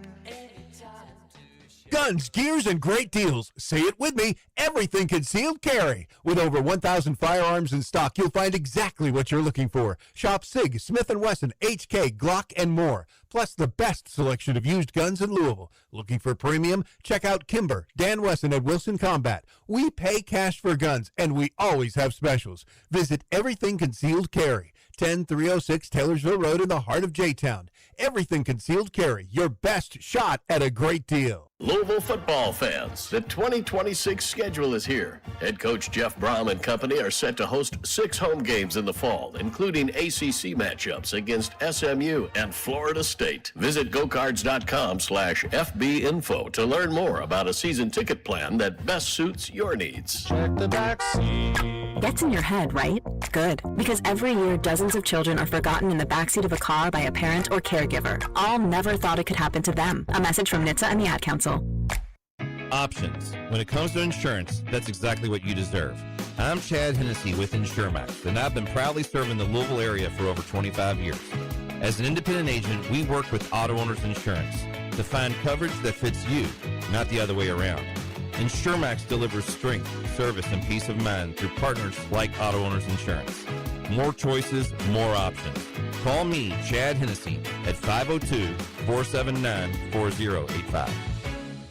Honey Baked Ham in New Albany is the perfect spot for a healthy alternative to fast food. They provide a variety of freshly made sandwiches, as well as salads and delicious soups. And you can dine in or take it to go. They also have many dinner options such as ham, turkey, frozen sides, and desserts, which provide a complete meal. Catering is also available for small groups or large gatherings. Call Honey Baked Ham today, 812-941-9426, or visit them, 3602 North Cape Court, Suite 23 in New Albany. Spice up your office parties and home get-togethers with Salsarita's Fresh Mexican Grill. Enjoy real fresh food, including their famous craveable queso and chips. Catering is available for delivery, setup, or pickup. Call now, Salsaritas. Check the back seat. All right, come here. Check the back seat. Gets in your head, right? Good. Because every year, dozens of children are forgotten in the backseat of a car by a parent or caregiver. All never thought it could happen to them. A message from NHTSA and the Ad Council. When design is key to your landscape project, give Walnut Ridge Landscape and Design a call at 812-288-6691. Walnut Ridge has more experience than any landscape company in the area. Remember, Walnut Ridge Landscape and Design. When design is key to your project and you want the most experienced landscaping company in the area. Give Walnut Ridge a call at 812-288-6691. Walnut Ridge Landscape and Design. When design is key. All eyes on the radar this afternoon for some strong to severe storms. Now, some areas may see them move in before we even get to 5 o'clock today.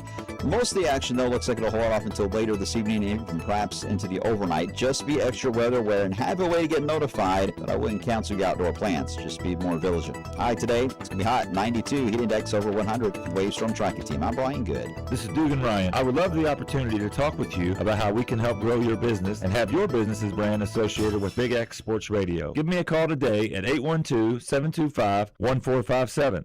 This is Kentuckiana's only locally owned sports talk. The Big X, AM 1450 and 96.1 FM, WXVW Jeffersonville.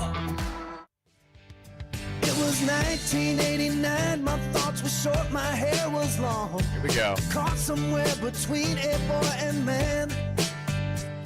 She was 17 and she was far from in between. It was summertime in northern Michigan. Yeah, I think I got annoying with how many times I said it. Did you do all of us or just that? I know. I just, we were like walking around. If I got a little bit drunk, I was like, it was summertime. And then like the last night we did a bonfire out in this little like late, not a bonfire, like we did the fire pit that they have set up. And this song came on, the music that they had playing from the house. And I was like, I took a video, but I was like so loud that I was like too embarrassed to post the video. I'm like, how drunk was I? It was summertime in northern Michigan. It was summertime in northern Michigan. It's the second best part of the song. The best part of the song is when he rhymes things with things. We were trying funny things. We were smoking different things. We were trying different things. And we were smoking funny things. Making love out. Truly the lyricist of our time. Now don't get us banned in Belarus. Turn it off. Turn it off. Turn it off. We've gone too long. Actually, we could playing too much Kid Rock also gets banned in blue states. Yeah, I mean, I was gonna say Kid Rock may get us back in with Belarus. At this point, I don't know, but yeah, we're now banned in Vermont. That's what I say, California. You cannot listen in Montpelier to the Mike Rutherford Show anymore. It's the final segment of the day. Trevor Kelsey's in the house. Good news. We got 90 more minutes of U of L Sports Talk coming your way after we're off the air because Dalton Pence will be in here for Mondays with Dalton Pence. Then we have the Cardinal Insider after that. So Cardinal Insider after that. Next 2 hours, basically. Yeah. Of extra U of L Sports. There's so many gnats in here. I'm like, why do you have gnats in I have no idea. They're everywhere. I've been killing gnats for the last 30 minutes. They're distracting me. Do you have the gnat problem at your house as well, or just? Nah, not so much. A little bit at night because if you open the sliding glass door, they're everywhere. But it's not this bad. That's my kitchen too because I think I have the door open, the doggy door. That'll do it for sure. They're so annoying. We're also very happy to have Thornton's back on board, sponsoring the YouTube stream. It's now the Thornton's Big X YouTube stream. Quality fuel, fresh food, and friendly service. That's what Thornton's does for you. Enroll in the Earnify campaign today. It'll help make every visit count. Members save 5 cents per gallon every day and also earn points on fuel and convenience purchases. Register today. Download the Earnify app and start earning Thornton's points right now. Let's take in real. Texter Kirsty was like, I love the Thornton's next to you. Everyone can just walk over there except for Trevor. He won't. That's true. That's a little horrible. That's true. A couple other YouTube comments that we have not gotten to just yet on the Thornton's YouTube stream. Afro Pikachu says, Trevor got me. I came to the YouTube stream because I thought that Mike actually held up a wrap it up sign. Did you? Well, I thought Did not happen. I wasn't looking at the thing, but I heard papers ruffle. And by the time I looked up, you were laughing so hard, I figured that's what you really did. Did not happen, no. You need to write it on something. We need to get you a wrap it up. We may have to do that. And just hold it up to the camera. Get the wrap it up button from the Chappelle Show. CAG Dog says Rutherford doesn't like Pink Floyd. When did that come up? We've never talked about Pink Floyd. No. I did not. We learned on KRC that Pete doesn't like the Beatles. Oh, I don't know what that is. We were talking about the Beach Boys. But he said, what next? You announced you're a Kama UK fan. I like Pink Floyd. That did not come up at all today. Yeah, I was going to say, well, who would you pick, Pink Floyd or the Beach Boys? Pink Floyd. Okay. Without question. I mean, that's my second favorite group of all time. I know you're a big fan. I really love Pink Floyd. Midwest Reaction says if WHAS cares about ratings, they'll run a bit where they let Matt take awful team photos for each Louisville sport team. He has to own that. It's who he is. Oh, it's the greatest Matt McGavick moment of all time. That picture lives forever. I'm not sure I know what you're talking about. You were in, I think, purgatory for this. Is this when I was on furlough? Yes. So 2 years ago at the U of L Sports Media Day, Louisville Basketball Media Day, you know, like they always get the team together for the team photo, and every media member pulls out their phone and takes a picture, and they're like, "You're 2024-25 Louisville Cardinals." McGavick did that, and like it was a bad picture of everybody. Like Chucky's like looking pissed and looking at the ground. Ali Khalifa was not looking like he was in great shape. It was just like, and it got taken out of context by everybody who thought that was the official team photo. And KSR, as they do, ran with it, and I think U of L was like, "Hey," I think U of L was like, "Hey, can you take that photo down?" And McGavick's like, "What do you want me to? It's already everywhere. There's no point in taking it down." So yeah, it became a whole thing. But I really, really enjoyed the humor. Can't help you. It's in the cloud. It's in the cloud now. Sorry, it's in the cloud. It's out there. All right, let's go to the Game Day Men's Health text line 502-414-1450 and see what you guys have to say. Texter says the Will Ferrell golf series on Netflix is hilarious. I enjoyed it. Is that I think it's called Falcon or something? It's called The Hawk. The Hawk, okay. I knew it was a bird. I gave it a shot last week. Thoughts? Maybe I just didn't give it enough time. Maybe I was just too impatient. I made it like 15 minutes in. I was like, I don't think this is for me. Scoots told me stay away from it. And me and Scoots have similar tastes with television. Okay. We both love My Name is Earl, so I know he has some taste. Okay. You saying bad.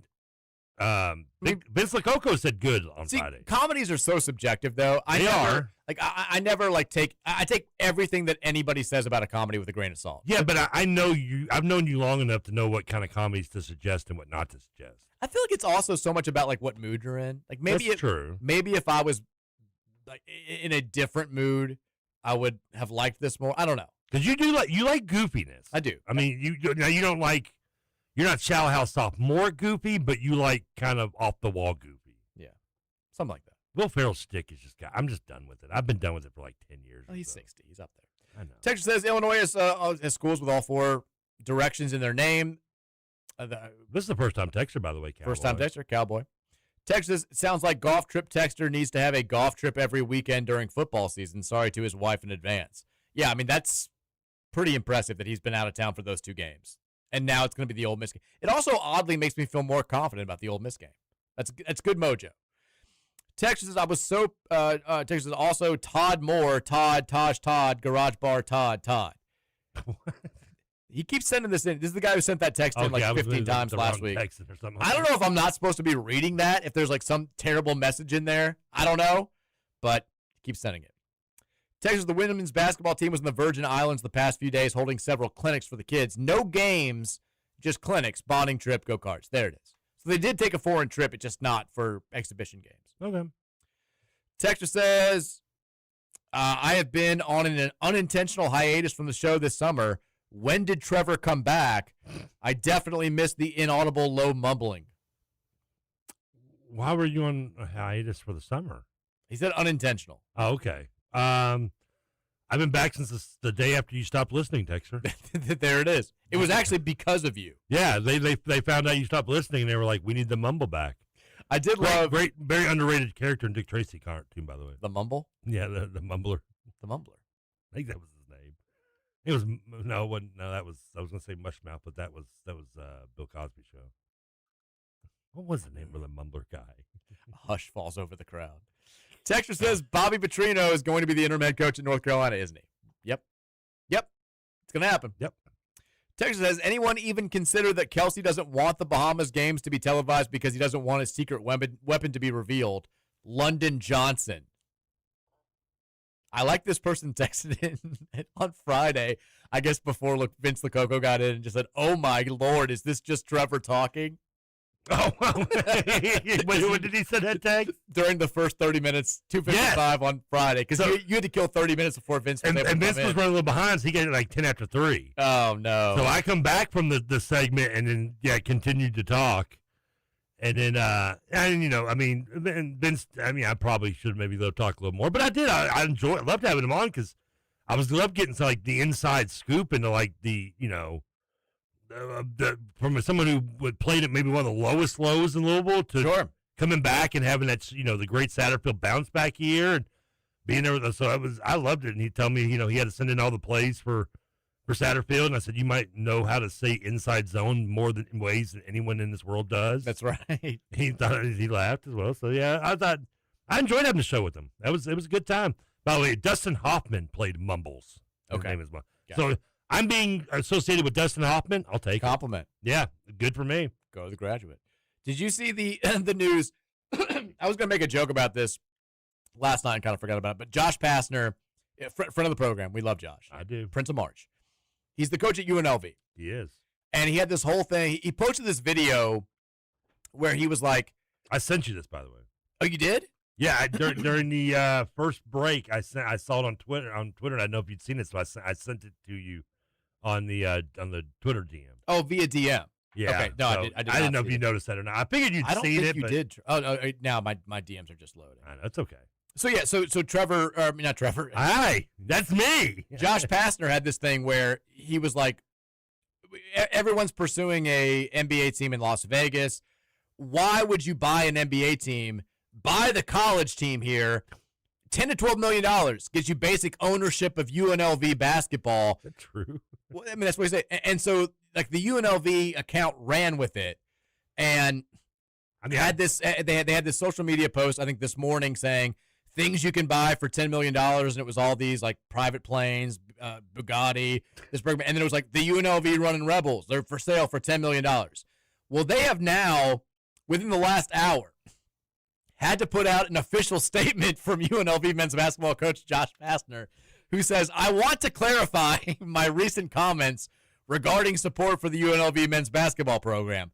The Running Rebels are not for sale. Aww. And my reference to an owner was meant to highlight the level of resources, sponsorships, and overall support needed to compete in today's evolving college athletics landscape, not to suggest anyone could own the program. It's an honor to serve as the head coach of the Running Rebels. This program belongs to UNLV, its students, alumni, fans, and the Southern Nevada community, and always will. I remain fully committed to representing the university with pride, blah, blah, blah, blah. Yeah. We need everyone engaged to be successful. Yada, yada, yada. Life comes at you fast.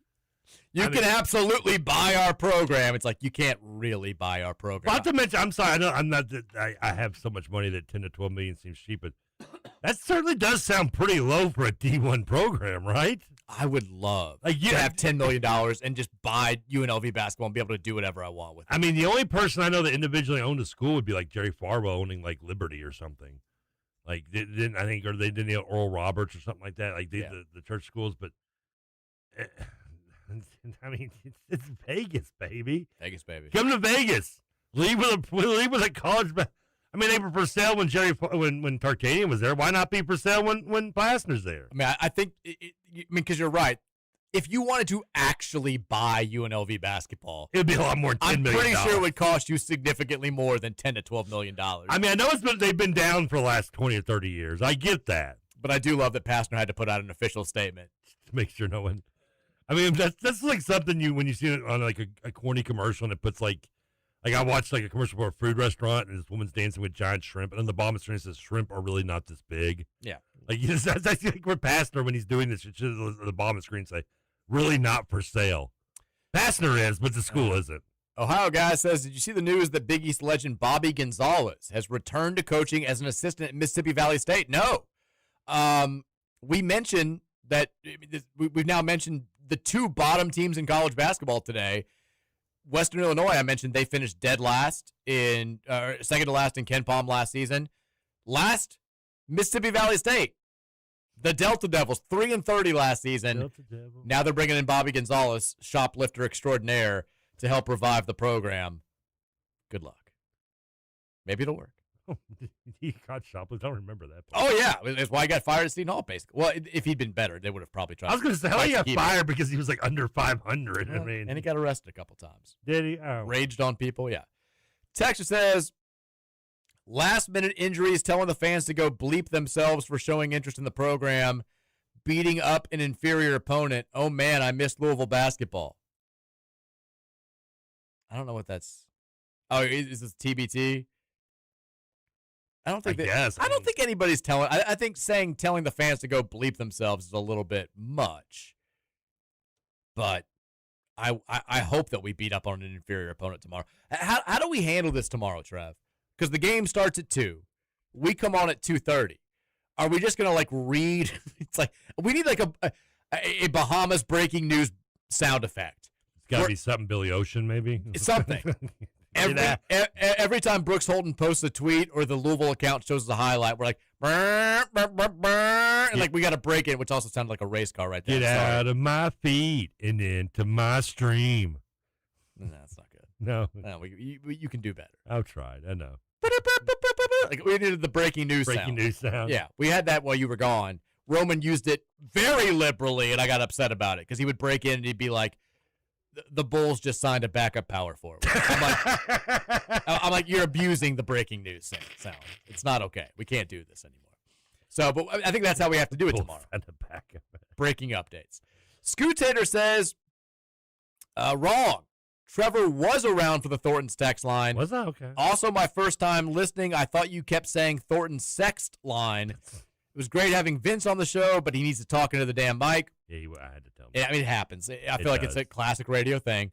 Yeah, I agree. He also kept this show's track record of lowering his voice anytime he was going to say something semi-controversial. Either say it or don't, for the love of God. I'm tired of having to crank up the volume to hear someone and then get my ears blown out by Trevor just talking or the outro music. All right, excuse me. Listen real closely to this then. I don't care. It's gonna keep happening. I was gonna say, I don't think we've ever done that. I think we're beyond. Oh, I do it. I don't think I'd do it. I think I'd pretty much say everything at the same volume. I like to think, but maybe I do it without thinking. We got a bunch of texts. There was one other thing that you hadn't brought up. I was wondering how controversial it was. Green or blue? Oh, the Vince Marrow show. Yeah, that's all I got. I was curious if you were going to connect to it. All I have to say is I was wondering if that was going to ring a bell to you or not. I mean, so I don't want to do the I'm kind of in between the whole I wasn't outraged to see Vince Marrow. I was more offended by his L up, which was really lame looking. Yeah, that was a lame L. I also don't think that it's nothing that you're showing up to a Louisville Kentucky game not wearing red and taking pictures with Drew Franklin. I mean, doing the pictures with Drew and the other guy, that's fine. Whatever. You used to be with Kentucky, but. I guess so. I said this. Wear a red shirt to a Louisville, Kentucky game. And he's like, it's teal. It's like, you shouldn't wear, if there's a question, you shouldn't be, you should wear red or black or just a white shirt even. And you would avoid it. You have to earn the ability for us to look over stuff like that. If Louisville goes out there and brings in a top 25 recruiting class next year and we make the playoff this season, Vince Marrow can wear whatever color he wants to next year's TBT game. Yeah. But at this point, we're all kind of still I don't know if this guy's really worth the money and the controversy. Maybe wear red to a Louisville, Kentucky game. Did you think it was green or blue? I mean, on the pictures that were out there, it looked blue, but that's just apparently that was just the filter. People who were actually there, the filter, said that. Well, camera and some of those colors look weird on pictures. People who were there said the shirt was actually green. I mean, I think he changed it to teal, which I could handle teal. Teal's more blue than green, though. I don't like that. Yeah, but it doesn't even look green at all. I could see teal maybe, but I was like, there's no way you can say it's green. I don't get it. Texas is 4 of the 6 99s from the Madden game are in the NFC West. Are they really? I didn't even. Texas Rutherford with the elites in Michigan. That's the picture of me photoshopped into I believe that's from Amadeus. Is that Falco? Amadeus. Amadeus is a great movie. Chris the Plumber says Mike admitting natural immunity is a thing before playing. It's 5:19. Here we go. Before playing Kid Rock, he's becoming Republican before my very eyes. Watching you change. You're just growing right before us. What's happening? Lazard guy says the people who thought McGavic's picture was the official team photo should lose their right to vote. That was an IQ test. I mean, it was funny. I genuinely did feel bad for Matt because people were getting pissed off. Every other media member had the same picture. They do the exact same thing every year where the team gets together and the media takes their own photos with their phone and then they post them and say, here are your 2026-27 Louisville men's basketball team. And Matt just so happened to snap him at like the worst possible time where everybody looked awful and put it out there. Somebody picking their nose too on top of it. It was bad. It's an objectively funny picture, but I know he was getting lit up for something that was really not a controversial move at all. And I did feel bad for him at that point. But he's a big boy, and he can laugh at stuff like that. I'm sure he's good. Texas, the defense keeps Trinidad and Lacey in check. Brahms schools Golding after having a full season of prep. Ole Miss fans are calling for John David Baker's head by halftime. Cards 34-27. First prediction on the board. Book it. That's Lazard guy. Lazard guy's trying to call his shot on July 27th. I like that he's doing it. I'm not going to say we're beating Ole Miss definitively just yet. But I'm telling you, the hot take it. Ole Miss does not. I mean, maybe win 6 games next year. They have a bad year. I don't think that's good. I think they take a huge step backwards. I think they got hot during that little run because they were pissed at Lane. But I think be prepared. I did see Sports Illustrated today rank Trinidad Chambliss as the number 1 quarterback in college football for this season. Okay, he's going to be tough. I mean, no, I agree. I mean, it's a Final Four team that has their quarterback and leading rusher and 2 leading wide receivers all back. That's tough for week 1. But if we do win, it's an awfully loud statement. Texter says, I never changed name for text line in my phone from Thornton's text line. This was destined to come to pass. World War II with Tom Hanks is a good watch on History Channel, Mike. I think you would like it. We had a lot of recommendations for this. I'm going to watch it at some point. We're wrapping up. We're watching the Netflix series, the American Experiment, which is pretty good. Watched the CNN documentary on Vegas. It was like a 4-parter about the history of Vegas. It was pretty good. Yeah. Texas said, I know you only brought Trevor back because he's a Nepo baby. Coach PK pulled some strings. Pat Kelsey got you this time. I think I'm older than Pat Kelsey, aren't I? No. How old's Pat? I think he's 53. Is he okay? Yeah. Texas, I look older than he does. Texas says there's a hilarious show called The Brady Bunch. You got to watch it. One kid says pork chops and applesauce in a Humphrey Bogart voice. In another episode, his voice is changed. You made this joke way too long. I give it. Yeah, they could have skipped the first line, and just said his voice changes. That would have been just as fine. These crazy talented kids parlay a situation into a hilarious and catchy song. I mean, it's a good tag. It's just too long. Just too long. And it brought us the infamous Cousin Oliver effect, which is when you add a kid, you know you're doomed. That's it. Little Dumper says Siva wearing Matt's picture as a warm-up shirt was elite. That was, yeah. Siva turned it into a shirt. That's funny. Which was fantastic. Siva's got a good sense of humor. He does. He does. Yeah, I've been interviewed him. You know him better than I do, but still, yeah. But yeah, I mean, it's a little bit different when you're the coach, or a coach, but he handles these types of things well. Excuse me, I cannot get this cough. Are you okay? You got is it just from all the partying you did, or? I kind of think so. Like, it's one of when you do too much partying these days, it doesn't matter if you've smoked or done anything. I feel like you just always get a cough. Yeah. Well, not to mention you've been gone. I mean, you're not used to talking like this for the last couple of days, so it's probably just a. And I've got news. Breaking news. If you a little bit, if you, I'm going to be doing even more talking tonight because the Car Chronicle podcast, CZ podcast, is coming back. We're taping an episode tonight, so all those people give me crap. It's your ass. It's been after 4 months. We're back. Is this now because you've been blaming Danny for this? He's back. He hit me up last night. He was like, "I can do it tomorrow. I can do it tonight or tomorrow." And I was like, "Let's do tomorrow." Okay, so we're good to go. That's exciting. Barring some unforeseen last-minute changes on his end. What could those be? I don't know, Danny. He's like, kid pooped his pants. I don't know. which would be bad. Cam's like 12 years old, so that shouldn't happen anymore. But if something like that happened, we would have to maybe call an Well, if that's the case, and his 12-year-old's pooping his pants, I think that's a reason to not do a show because there's this concern. We probably wouldn't. We've got Big X Big Bets / picks coming your way right now. These are presented by Chad Hennessy with InsureMax, proudly serving the Louisville area for over 25 years. Call Chad Hennessy at InsureMax today, 502-479-4085. What do we have? We've got the TBT tonight. We do have TBT tonight. Don't really care. Battle of Kansas. TBT's done. It's dead to me. Well, it's WWE. We've got the Battle of Ohio, the Guardians at the Reds, on ESPN at 7:10. Trevor Kelsey. Who's pitching? Not Hunter Green, thank God. Well, I got to know who's pitching. I mean, I can't pick a game without knowing who's pitching. It is Chase Burns, baby. Ooh. Versus Slade Ciccone. Ooh, I don't know him. Not great. Reds should be favored. They are. Well, it'd be 1.5 anyway. At Great American Ballpark. Yeah. We're minus 163. Which, by the way, has the closest home place to a separate state than any other major league ballpark. Give me a pick.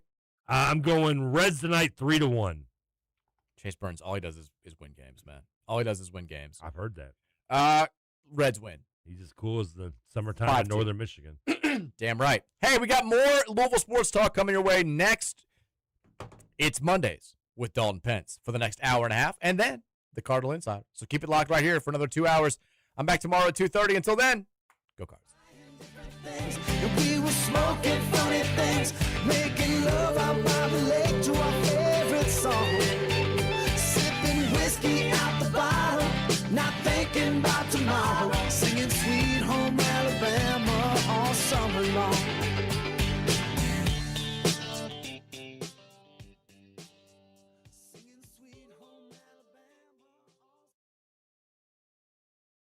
The Mike Rutherford Show was brought to you by United Mechanical. John Burke's United Mechanical is your trusted partner for commercial and industrial HVAC, electrical, plumbing, and refrigeration needs. Call United Mechanical at 502-339-1133. Go Cards. Hey there, New Albany. This is Mayor Jeff Gahan. It's another year here in our River City, and what better time to show your support for our high school's athletic programs. Whether it's basketball or football, track and field or soccer, swimming or tennis, our Bulldogs are giving it their all on the field and court. So let's rally behind them, New Albany. Come out to the games, cheer them on, and let's make some noise. Let's show everyone what it means to be a part of the best city in southern Indiana. Go Bulldogs! Mitch Craig Heating and Cooling, serving the Kentuckiana area, specializing in residential changeout. Mitch Craig Heating and Cooling offers free second opinions. If you get some bad news from your heating and air guy, call Mitch Craig Heating and Cooling, 812-786-0469 for a second opinion. Call Mitch Craig Heating and Cooling. Again, 812-786-0469. Hey, this is General Manager Troy Miles here at the Big X. If you're in the roofing business, plumbing, window company, luxury cars and trucks, hormone replacement, if you're into recruiting or wealth management, I have something to talk to you about. The audience at WXVW is men with money, the guys who make decisions and spend big. And we've got an opening for category exclusive advertising. That means when you partner with us, you're the only game in town. At the Big X, we specialize in taking little guys and turn them into the big guys. No fluff, no waste, just smart advertising that works. We've done it before, and we're ready to do it with you. But spots are limited. Call me today at 502-259-8085. That's 502-259-8085. The Big X Sports Radio Golf Cards are back. The 2026 Big X Sports Radio Golf Card is by far the best deal in the game. With the Big X Sports Radio Golf Card, you can play Park Mammoth, Old Capitol, Elk Run Valley View, Wooded View, and Christmas Lake, Santa Claus, Indiana. The card is valued at over $350, and you can purchase yours today for $149. Supplies are limited, so get your Big X Sports Radio Golf golf card today at BigXSportsRadio.com or call 812-725-1457. BigXSportsRadio.com or call 812-725-1457. Purchase yours today for $149. Supplies are limited, so get your Big X Sports Radio golf card today at BigXSportsRadio.com or call 812-725-1457.